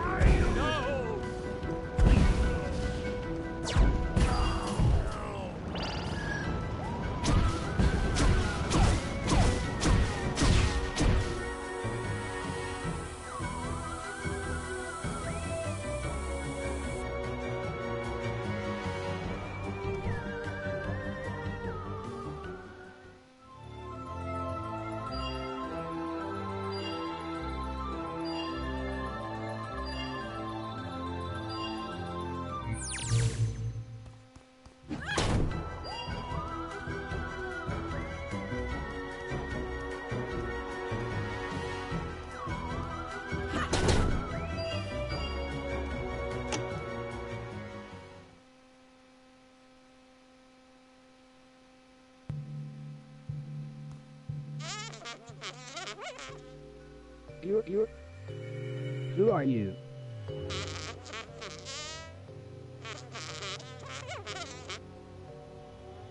You're illogical. You are not an Earthling.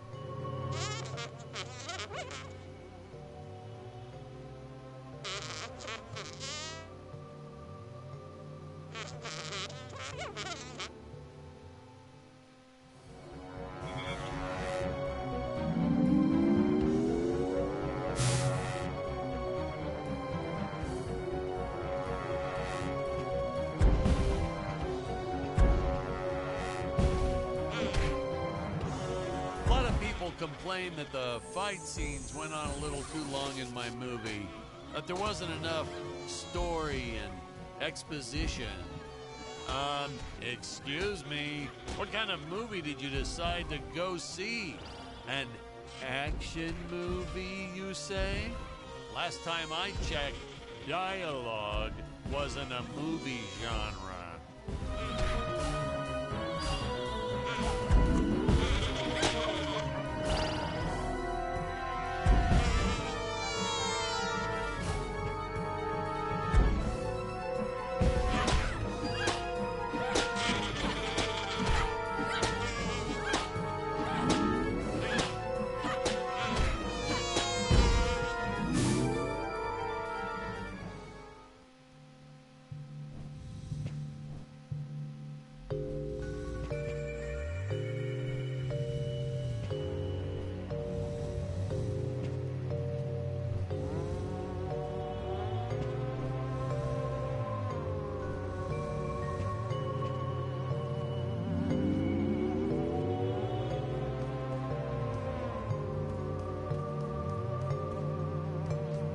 Hey, that frog toy gun always makes me chuckle.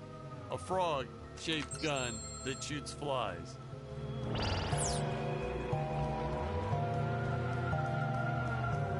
You, Doctor, from where did those clones originate?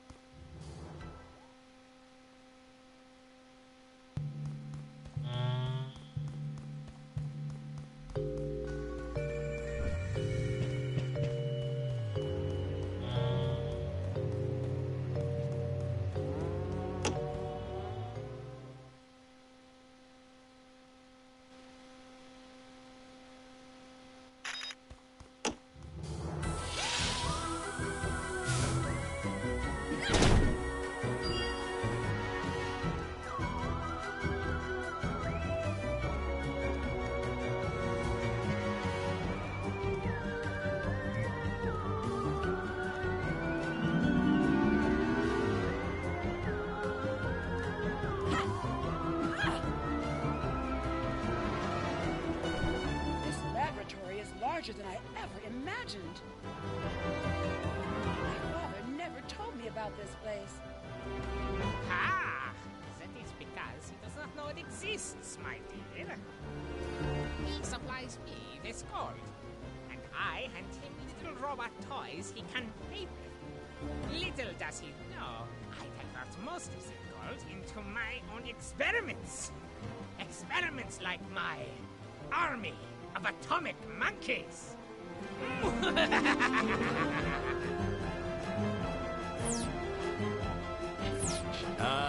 The doctor. After the first few outbursts, I tried firing him. He was heartbroken, devastated. And then the next day, he'd just show back up to work. Like nothing happened. I couldn't bear to fire the man twice. That look on his face the first time. Oh well, I just made it work. In retrospect, he was a bit creepy, though. Always hanging around the ladies' makeup trailer. So creepy. Oh well, who can blame him? We had some really nice eye candy on the set. But he was creepy.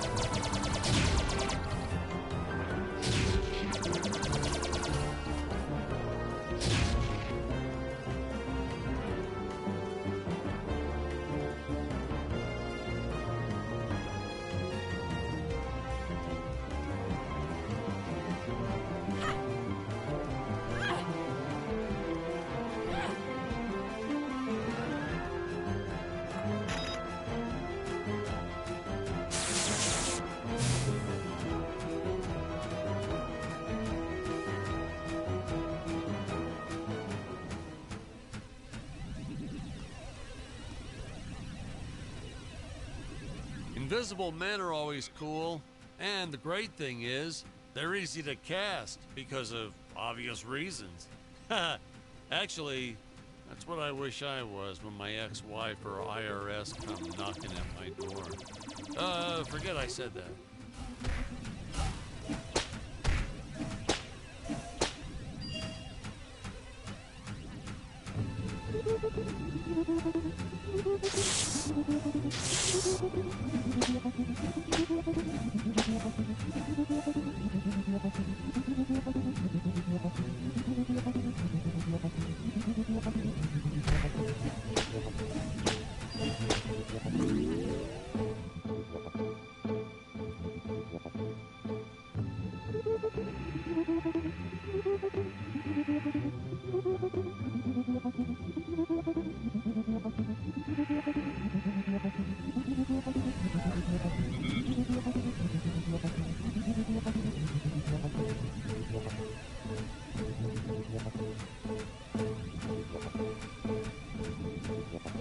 Patrick, we've been recording for a while. Can we take a break now?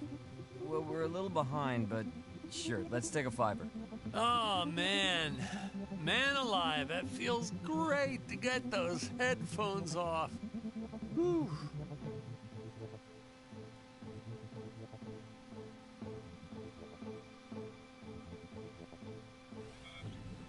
Whew. That's a load off my shoulders. Which is, it's actually a load off my head, which is a load off my shoulder. But anyway, you know, I gotta level with you. Most of the cast, not that great. Worst acting I've seen, probably. Yeah, we'd shoot some scenes a dozen times just to get it right. Hey, I once took... Hey, you're not recording any of this, right? Oh, nah, it's all good. I'll just make a note to edit this stuff out.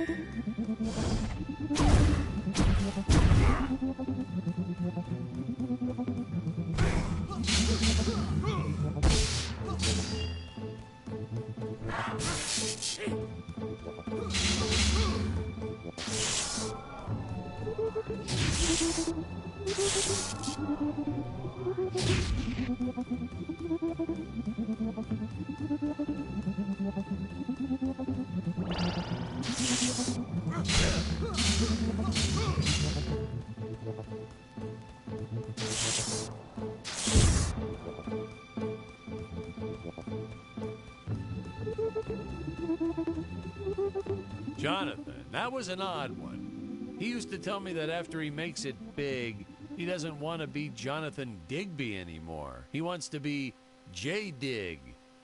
He thought it would start a trend or something. Can you imagine that? The first letter of his name and then the first syllable of his last name? It's so absurd. That's the sort of thing that would never catch on.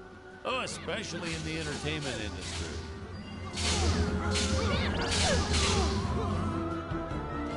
We had these space cogs strewn across the planet for the heroes to pick up, to explain how they're able to keep improving all their equipment.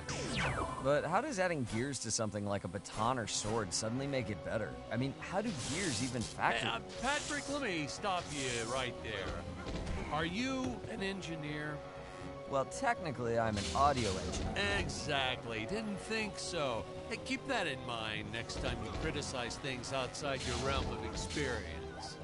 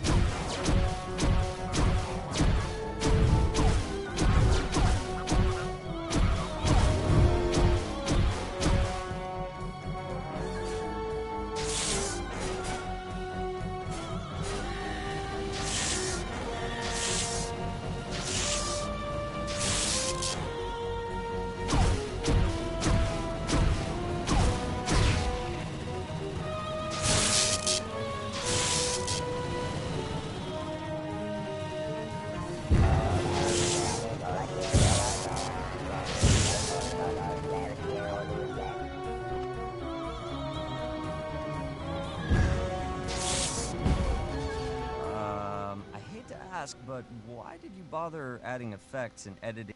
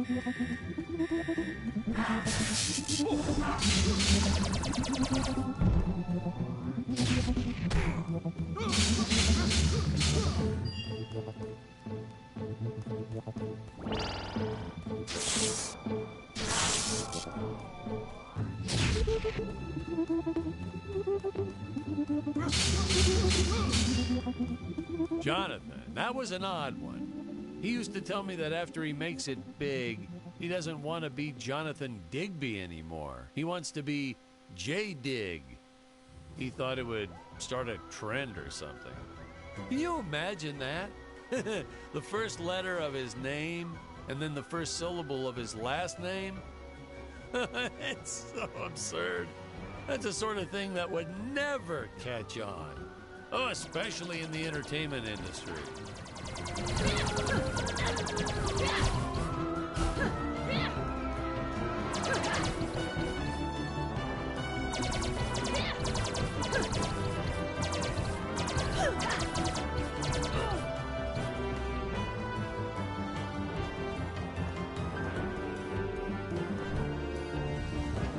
These sleep chambers were pretty much a mystery.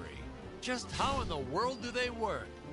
Are they teleporting the heroes somewhere? Shrinking them down? Who knows? But, sir, shouldn't you know? I mean, it's your movie. Patrick, a director can't know everything about his film. If he did, it would be no fun for him to watch it.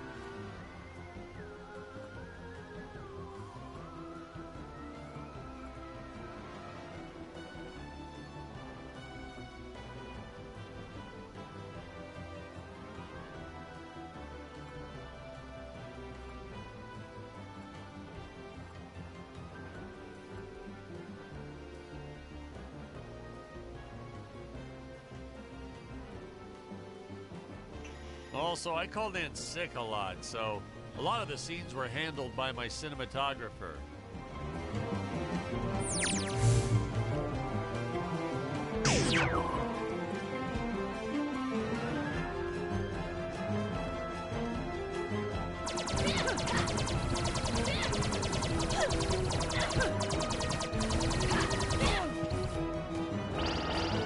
We had these space cogs strewn across the planet for the heroes to pick up, to explain how they're able to keep improving all their equipment. But how does adding gears to something like a baton or sword suddenly make it better? I mean, how do gears even factor? Patrick, let me stop you right there. Are you an engineer? Well, technically, I'm an audio engineer. Exactly. Didn't think so. Hey, keep that in mind next time you criticize things outside your realm of experience.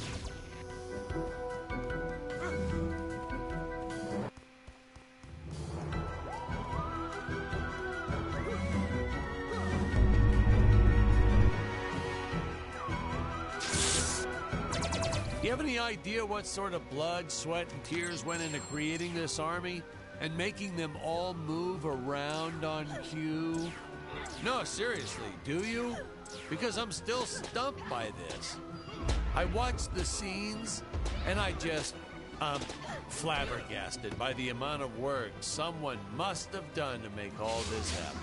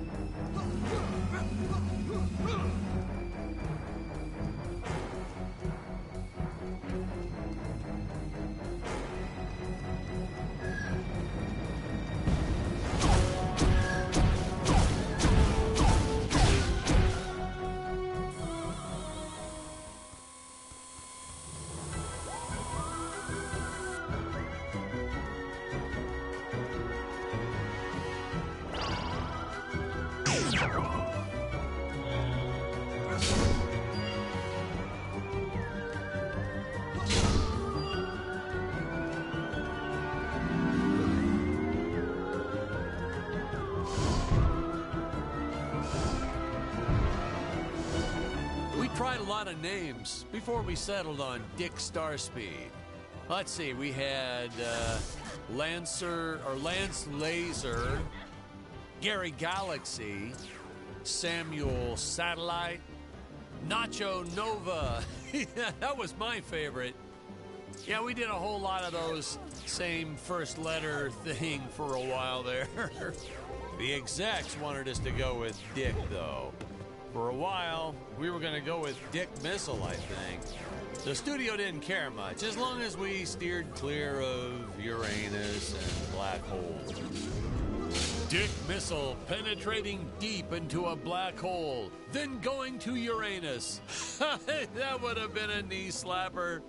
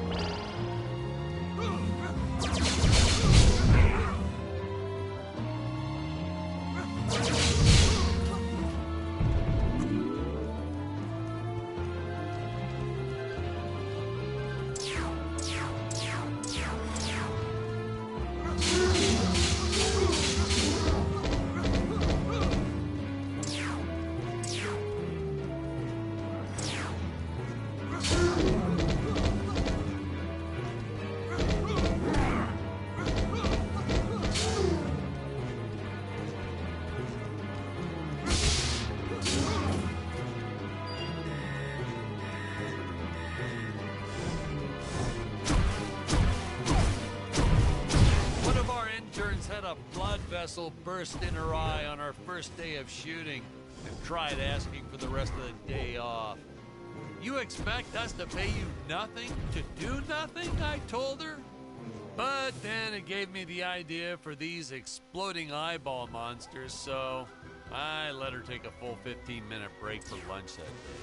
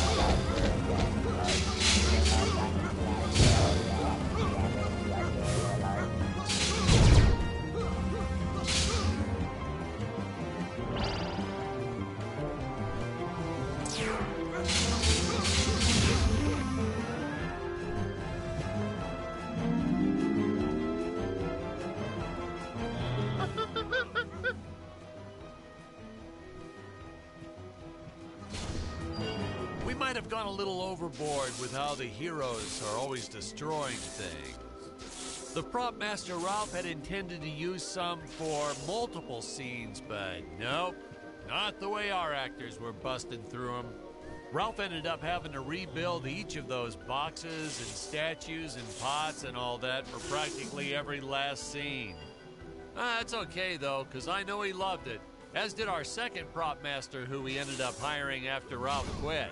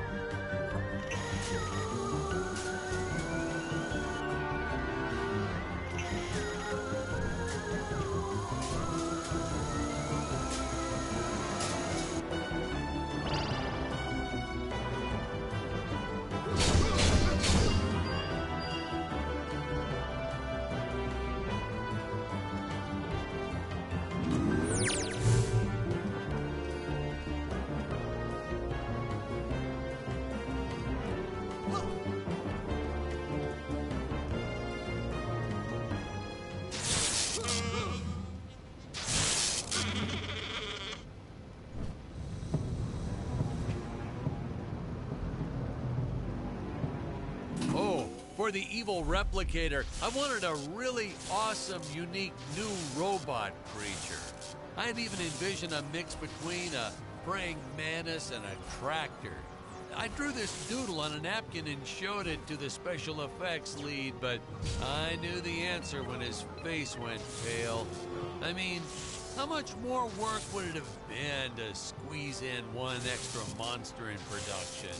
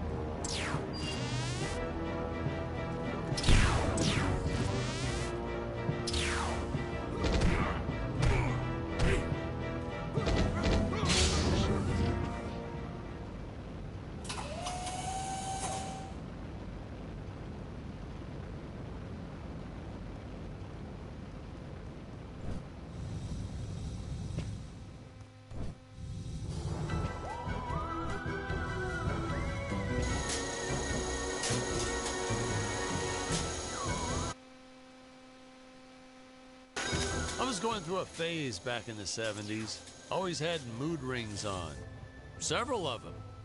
I used to pick a color, and then I'd make the actors just keep doing the scene over and over until my rings turned that color. That's how you know we're achieving the right tone for the scene, you know. It used to drive Stacy bananas. She'd call me names and swear, and I'd just say, huh? I don't need a ring to tell your mood right now. She hated that.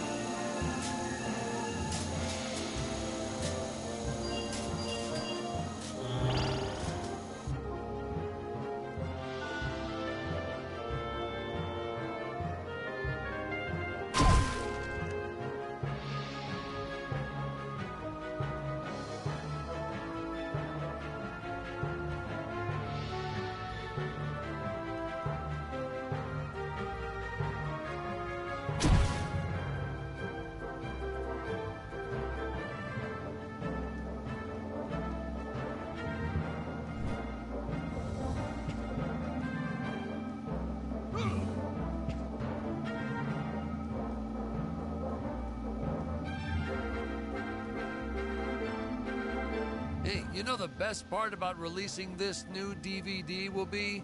All that sweet, sweet royalty money. Man, I can't wait till that starts rolling in. Of course, the old VHS we put out back in the 80s and the TV syndication pay out royalties too. I'm still waiting on my first payment from all that.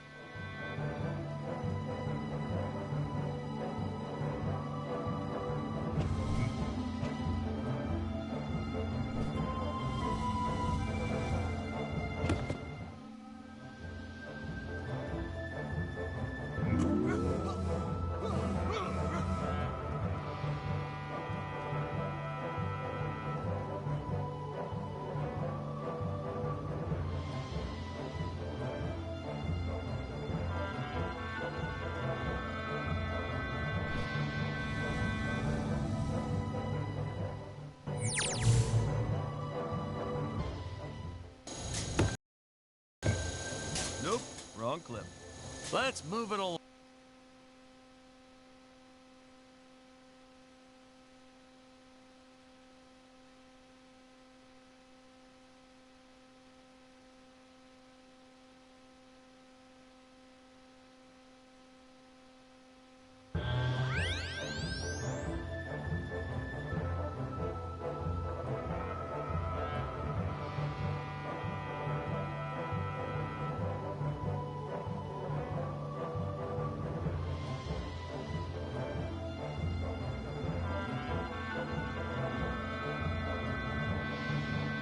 Seems like our lead forgot what to do in his scene.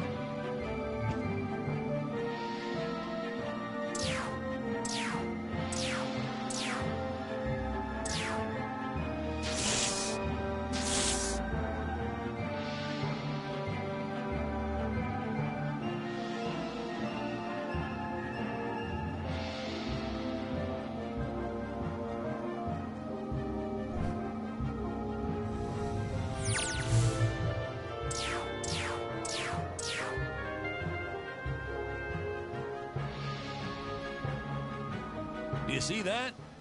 I couldn't get enough of it. Jonathan loved to spin in place. He's good at it too, right? I mean, did you see that? That's Olympic caliber spinning, if you ask me. We were choosing between two actors, but in the final round of auditions, Jonathan did his signature spinning in place, and that made our decision a whole lot easier.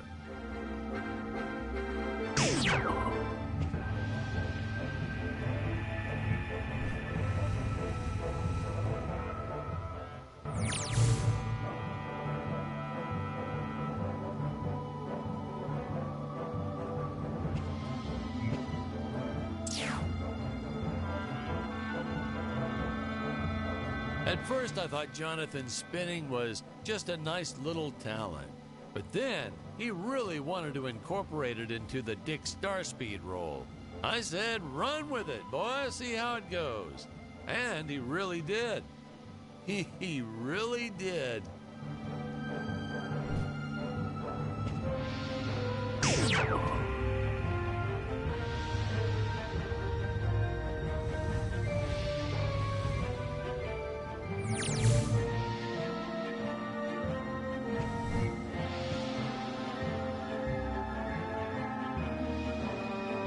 Some of the other actors found it hard to take Jonathan seriously when he was in the middle of his spins. Tony and Carl used to place bets on how many times Jonathan could spin without throwing up. Those two. Carl used to bet Jonathan would throw up, but he never won. It was impressive.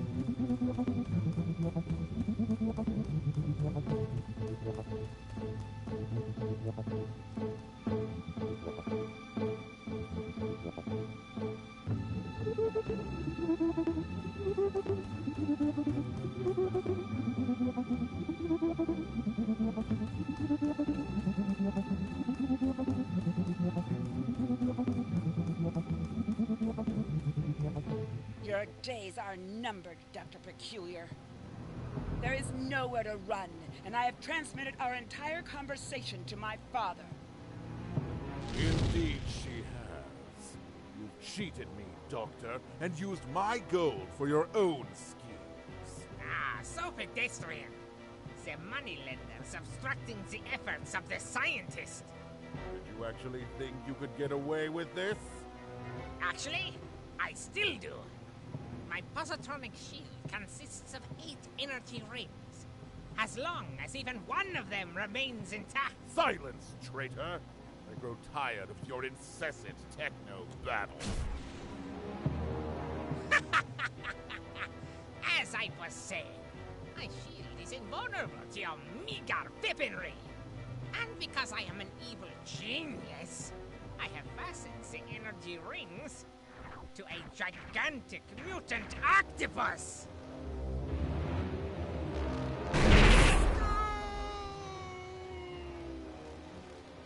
And as for you, my dear...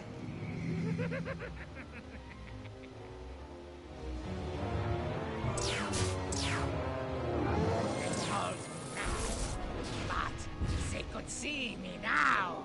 Who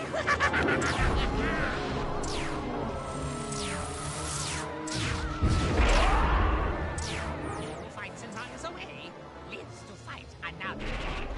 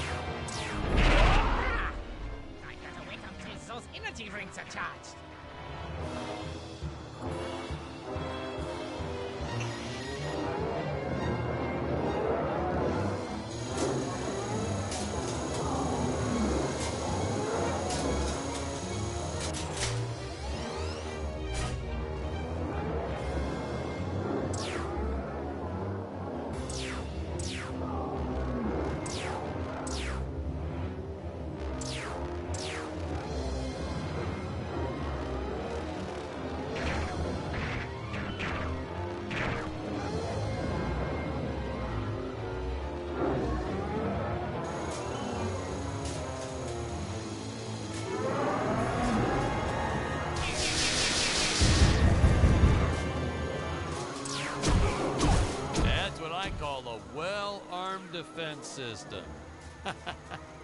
You know, because it's an octopus and it has many arms. Oh, all right. Okay.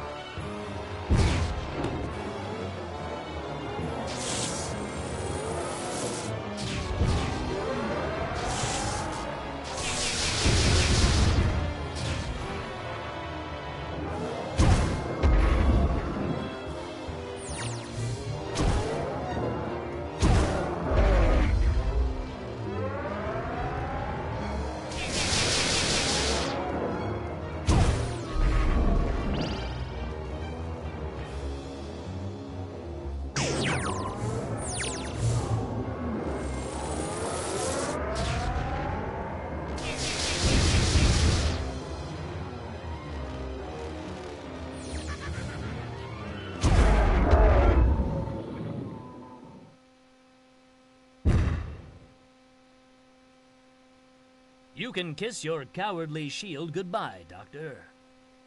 Tut tut.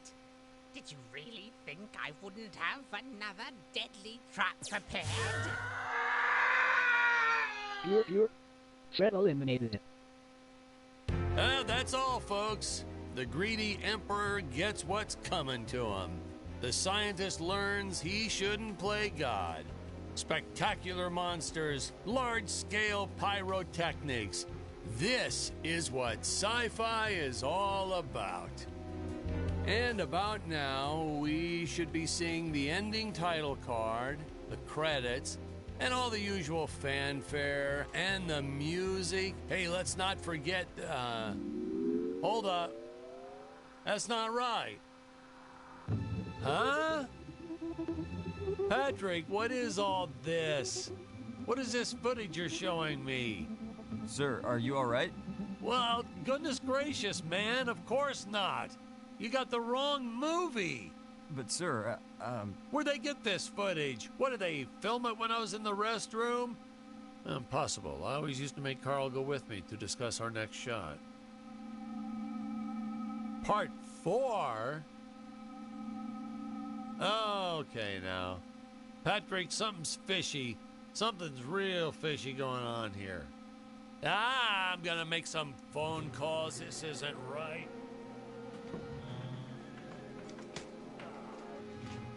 Patrick, is there a payphone around here somewhere? Jeez. Think someone forgot his movie had 4 chapters in it.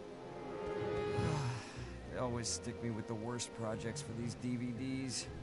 Starting Monday, looking for a new job.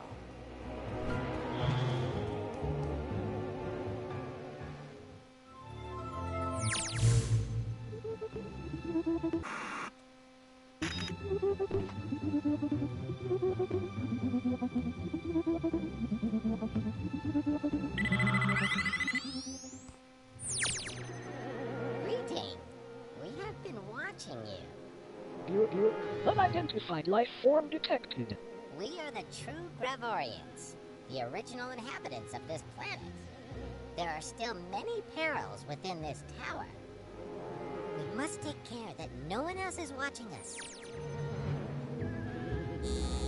Would you look at those costumes? Yeah, this is definitely made by the same crew.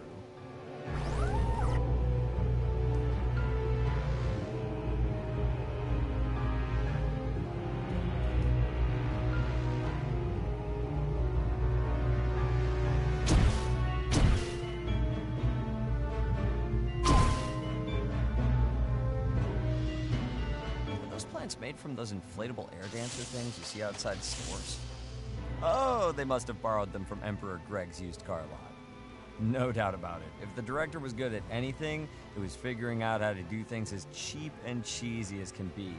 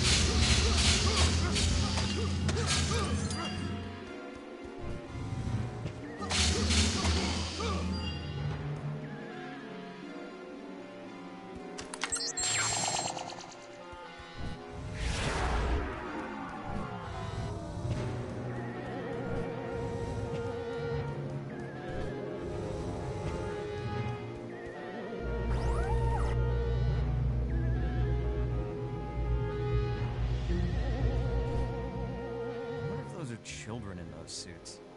Or did they actually cast a bunch of little people? Casting call, 3-foot-tall actors needed. Must be okay with exploitation and standing around in a poorly ventilated papier-mâché suit all day.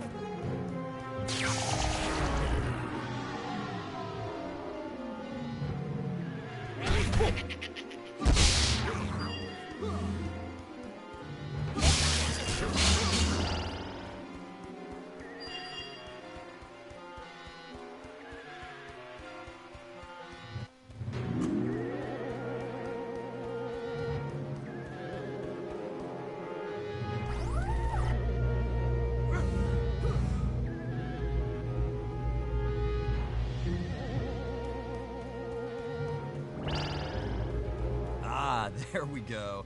No B-movie is complete without crawling brains. Who comes up with this stuff? The thing about brain creatures is, they should be smart, right? I mean, think about it. A brain being smart is like it. These things just crawl towards the hero and get squished. Way to go, brains.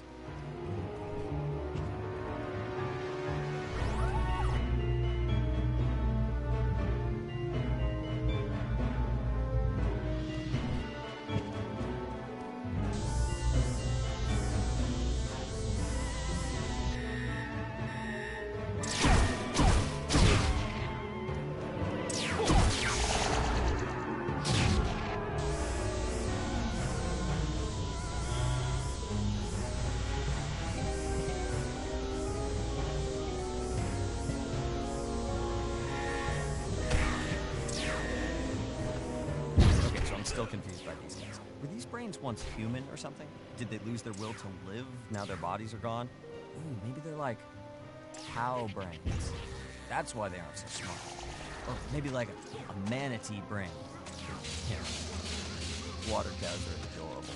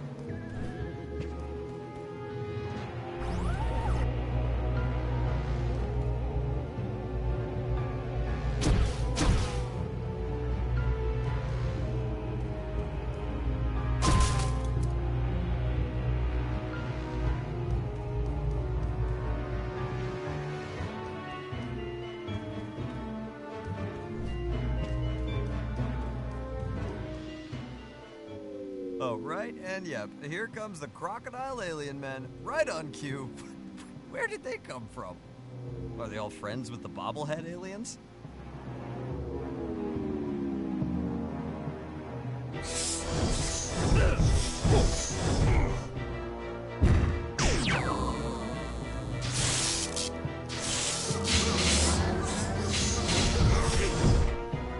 Yep, another one for the deleted scene.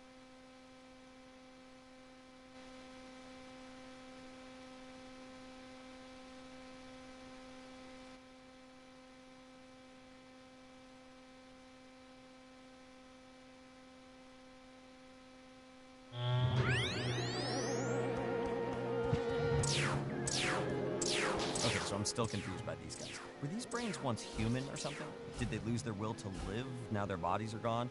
Maybe they're like cow brains. That's why they aren't so smart.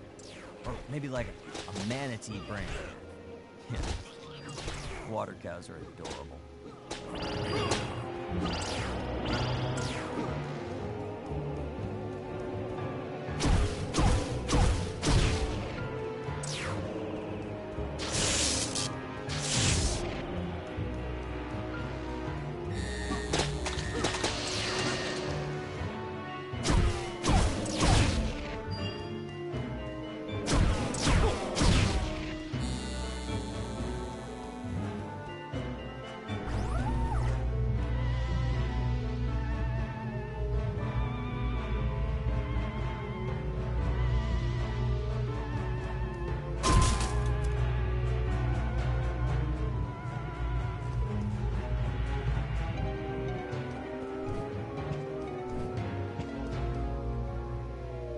Oh, right, and yep, here comes the crocodile alien men, right on cue.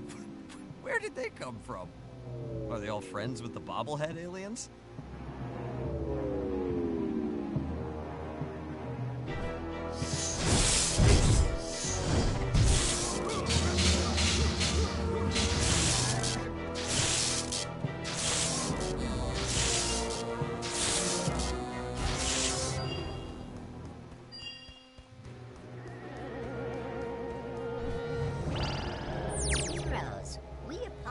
is for our less hospitable Gravorian brothers.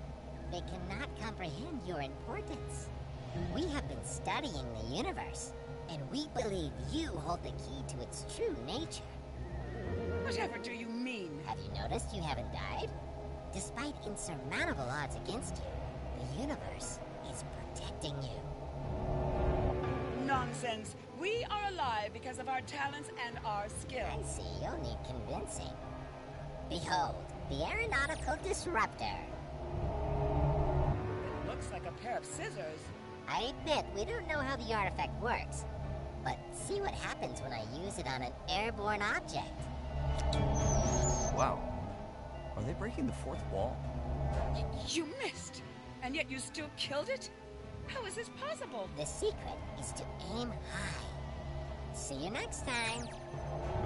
They are breaking the fourth wall. For that?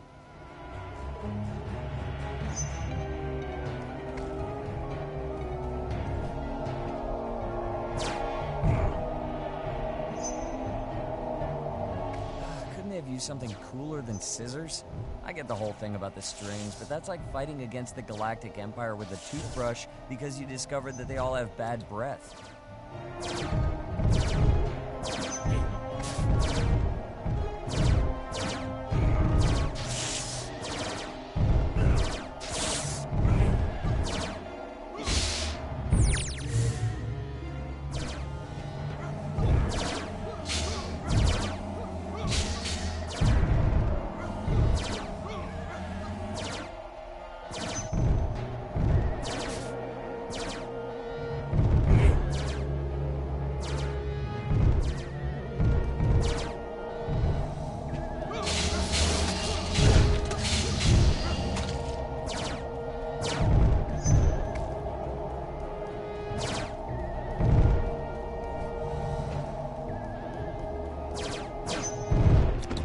Nope, wrong clip.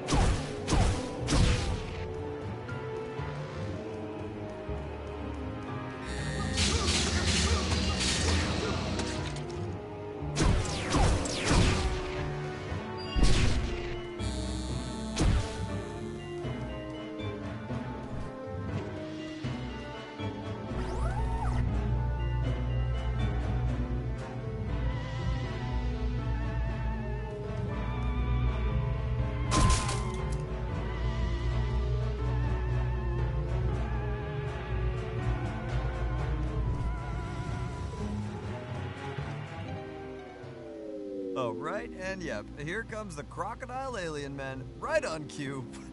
Where did they come from? Are they all friends with the bobblehead aliens?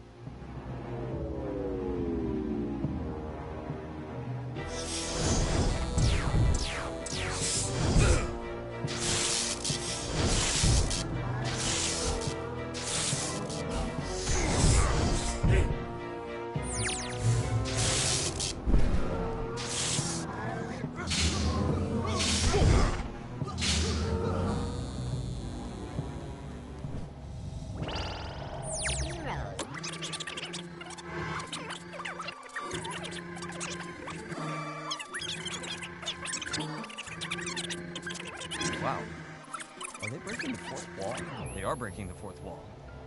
For that?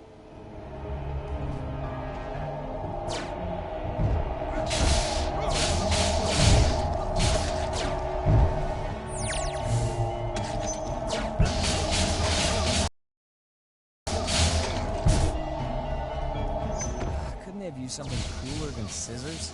I get the whole thing about the strings, but that's like fighting against the Galactic Empire with a toothbrush because you discovered that they all have bad breath.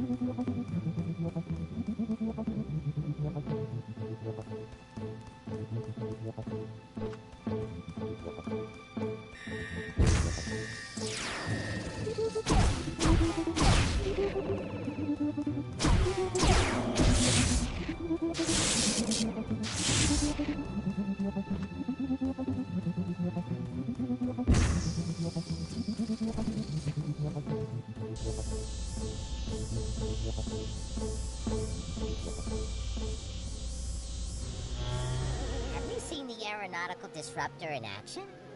It contradicts everything we understand about flight. The phenomenon is a strange one indeed. But what are you getting at? By studying your language, we've discovered there are some sounds which cannot be uttered. It's taken our elders many generations to create a list of these magic words. Please, take this tablet and read it in a loud, clear voice.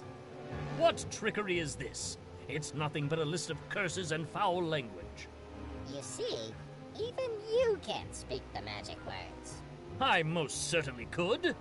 I just choose not to use such vulgarity. Then the second artifact upholds the prophecy. Tread carefully. The others will try to destroy you. Yes, about that. Why are the other aliens trying to kill us? The others fear you, Chosen Ones. You have the power to alter reality. The naysayers want to silence you. Oh, I get it. With their G rating, they weren't allowed to swear in the movie.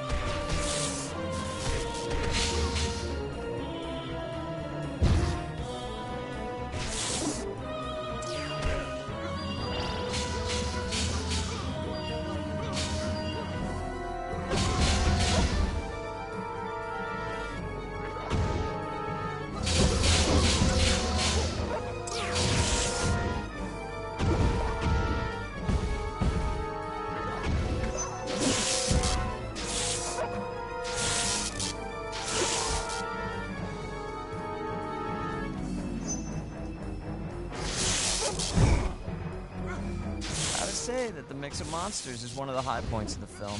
It's not like there's any consistency between all these B-movie monsters, but they somehow steal the show.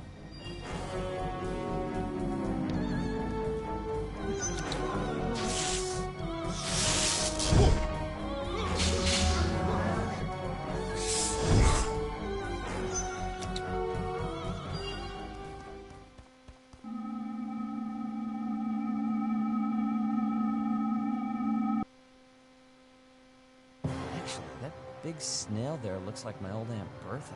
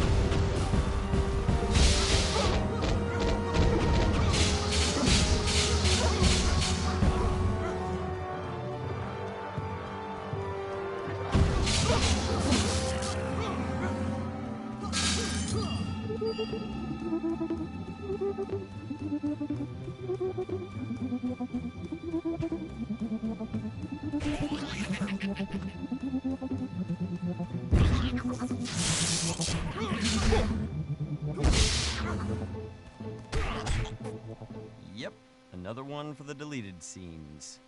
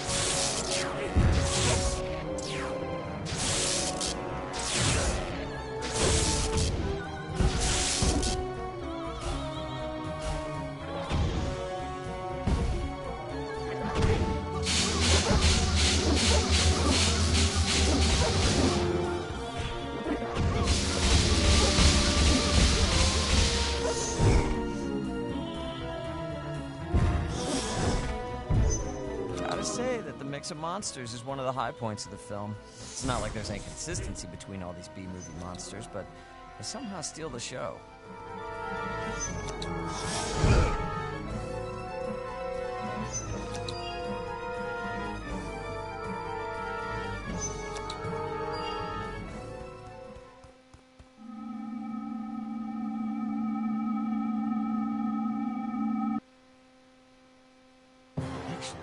Big snail there looks like my old Aunt Bertha.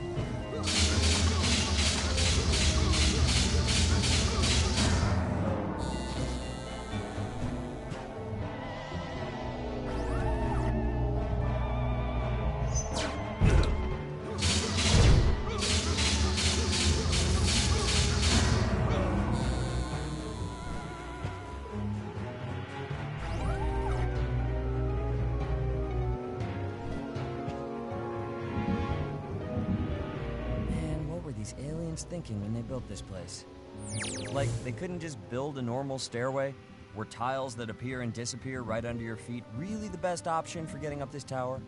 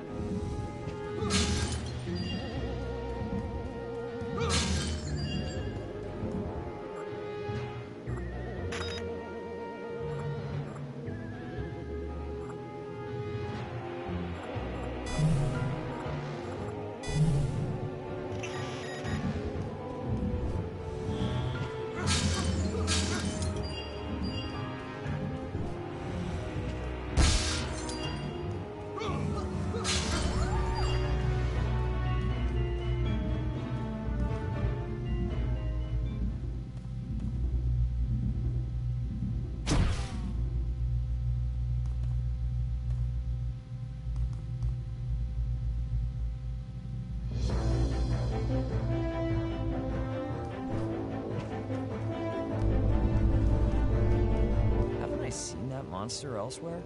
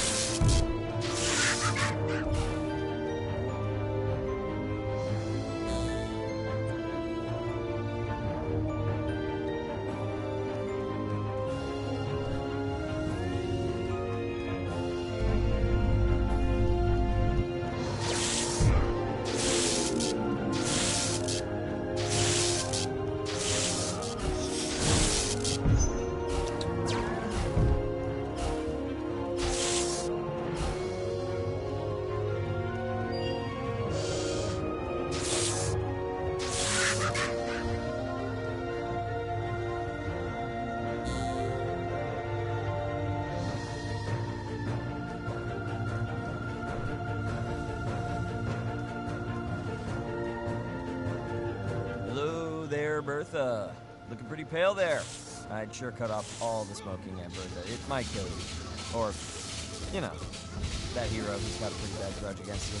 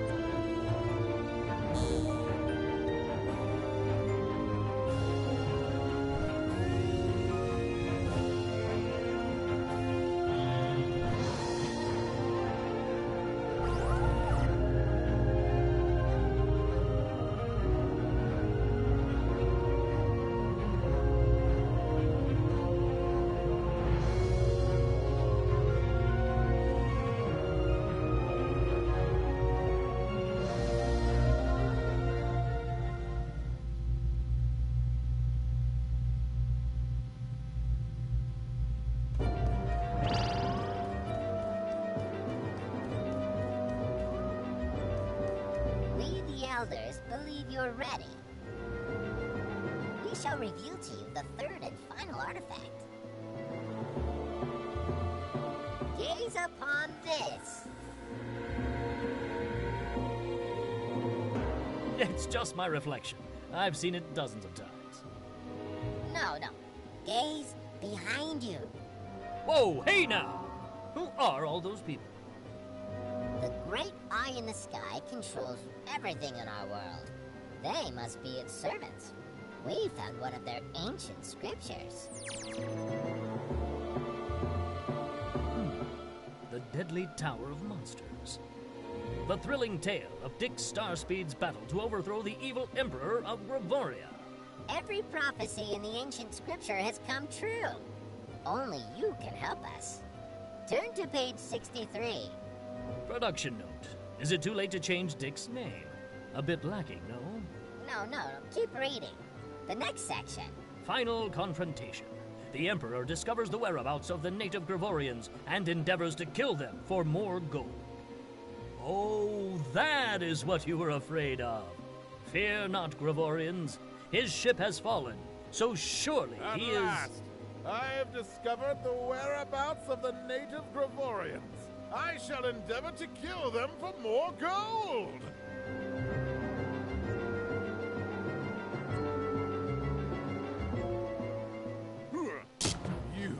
I shall turn you to gold and craft a tea set out of you. Better yet, I'll turn you into gold. How dare you fight back? You will pay for this insolence.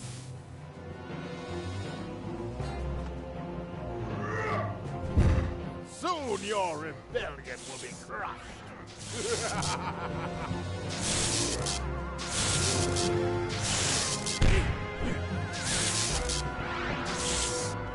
Quit being such a nuisance!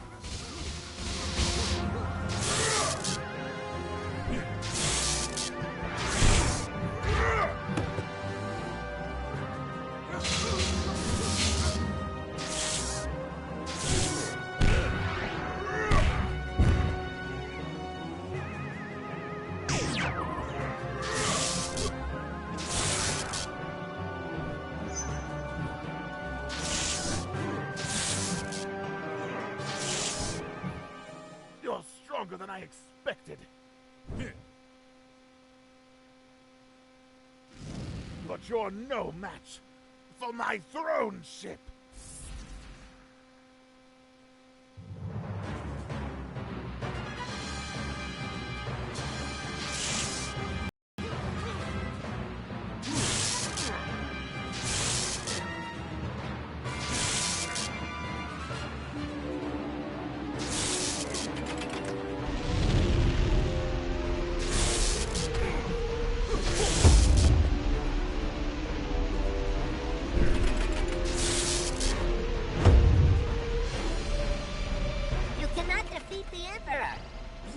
Use the final artifact to find the eye in the sky. You must make contact with those people and change our destiny. What's going on?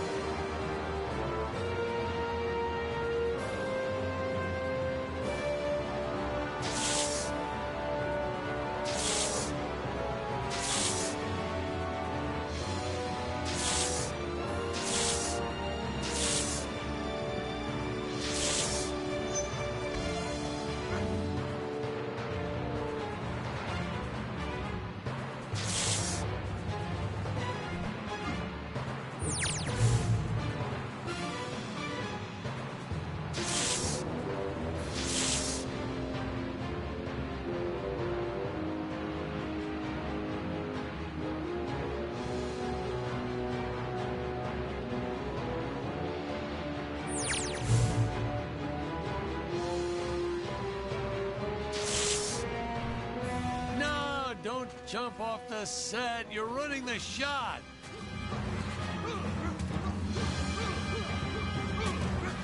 Hey, that really hurt.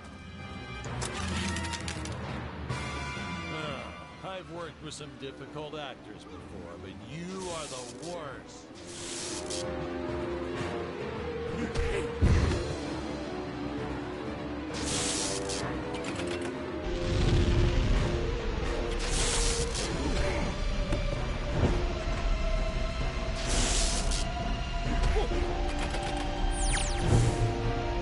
Cut!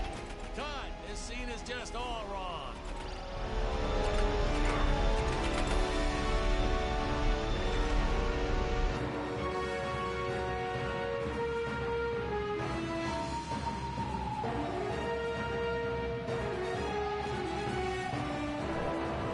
No! Oh, are you crazy?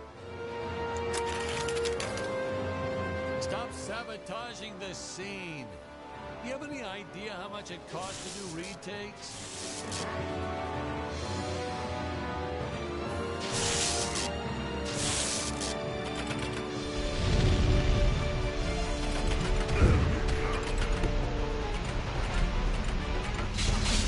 Oh, no, you don't. Don't you dare jump off the set again.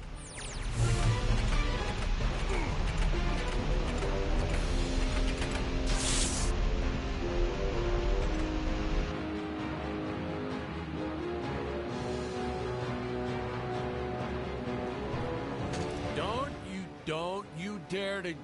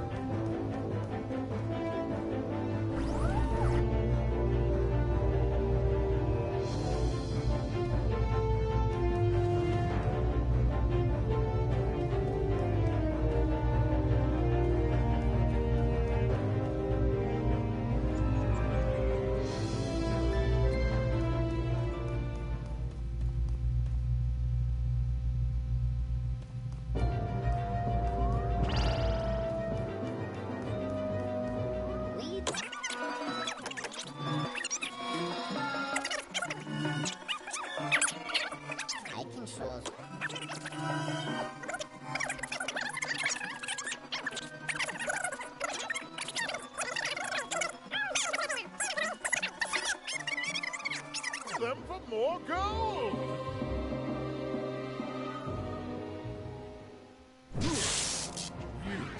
I shall turn you to gold and craft a tea set out of you. Better yet, I'll turn you into gold tile. How dare you fight? You will pay for this insolence.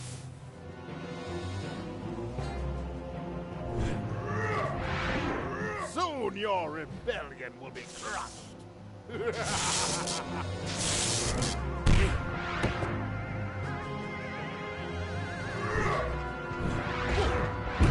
Quit being such a nuisance!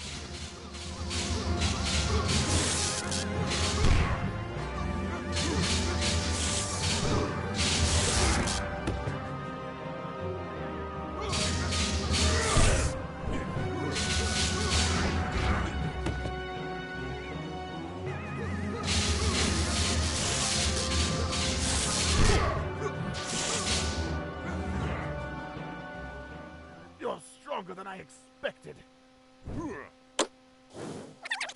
Ship.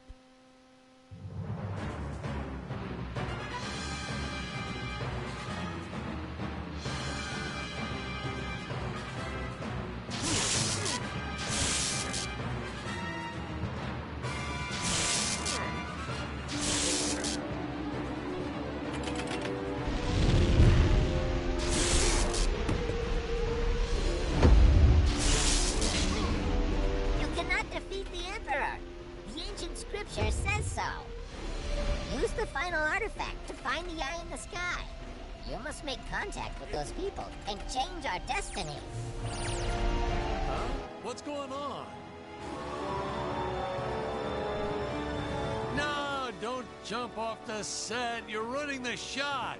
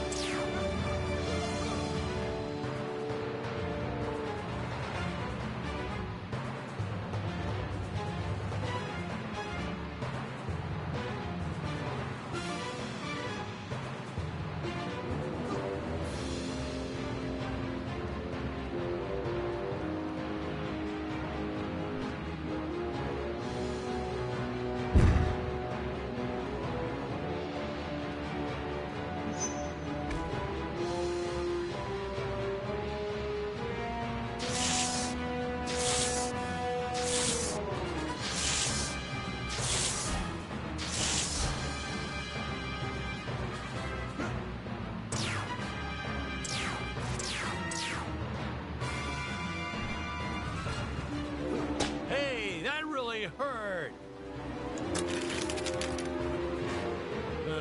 I've worked with some difficult actors before, but you are the worst.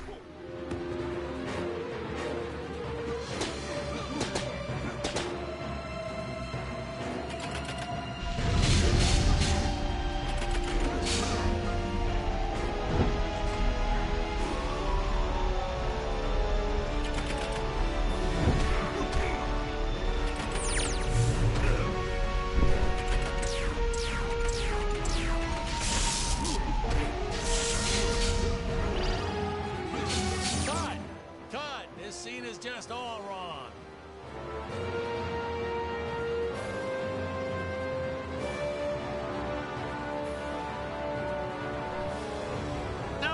No, get away from me. Oh, are you crazy? Stop sabotaging the scene. Do you have any idea how much it costs to do retakes?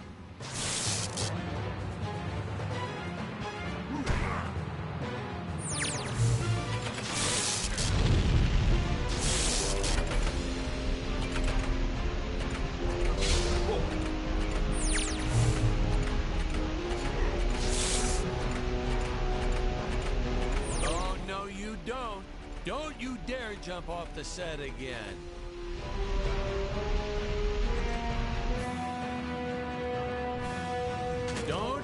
Don't you dare to... You've gone absolutely mad. Is this those damn method acting courses you've been taking? You want more money? You can't renegotiate your contract mid-shoot. We don't want any more Gravorians or apes to die. You... what? You are in command of this world. We want you to cease these misfortunes. Wait, let me get this straight. You want me to change the script. Fine, I'll make the changes. So, the Emperor becomes a kind-hearted, generous man. Oh, and he loves puppies in the springtime. He frees the slaves, signs a peace treaty, yada, yada, yada. And bam! Everyone lives happily ever after. Okay, is that fine? Is everyone happy now?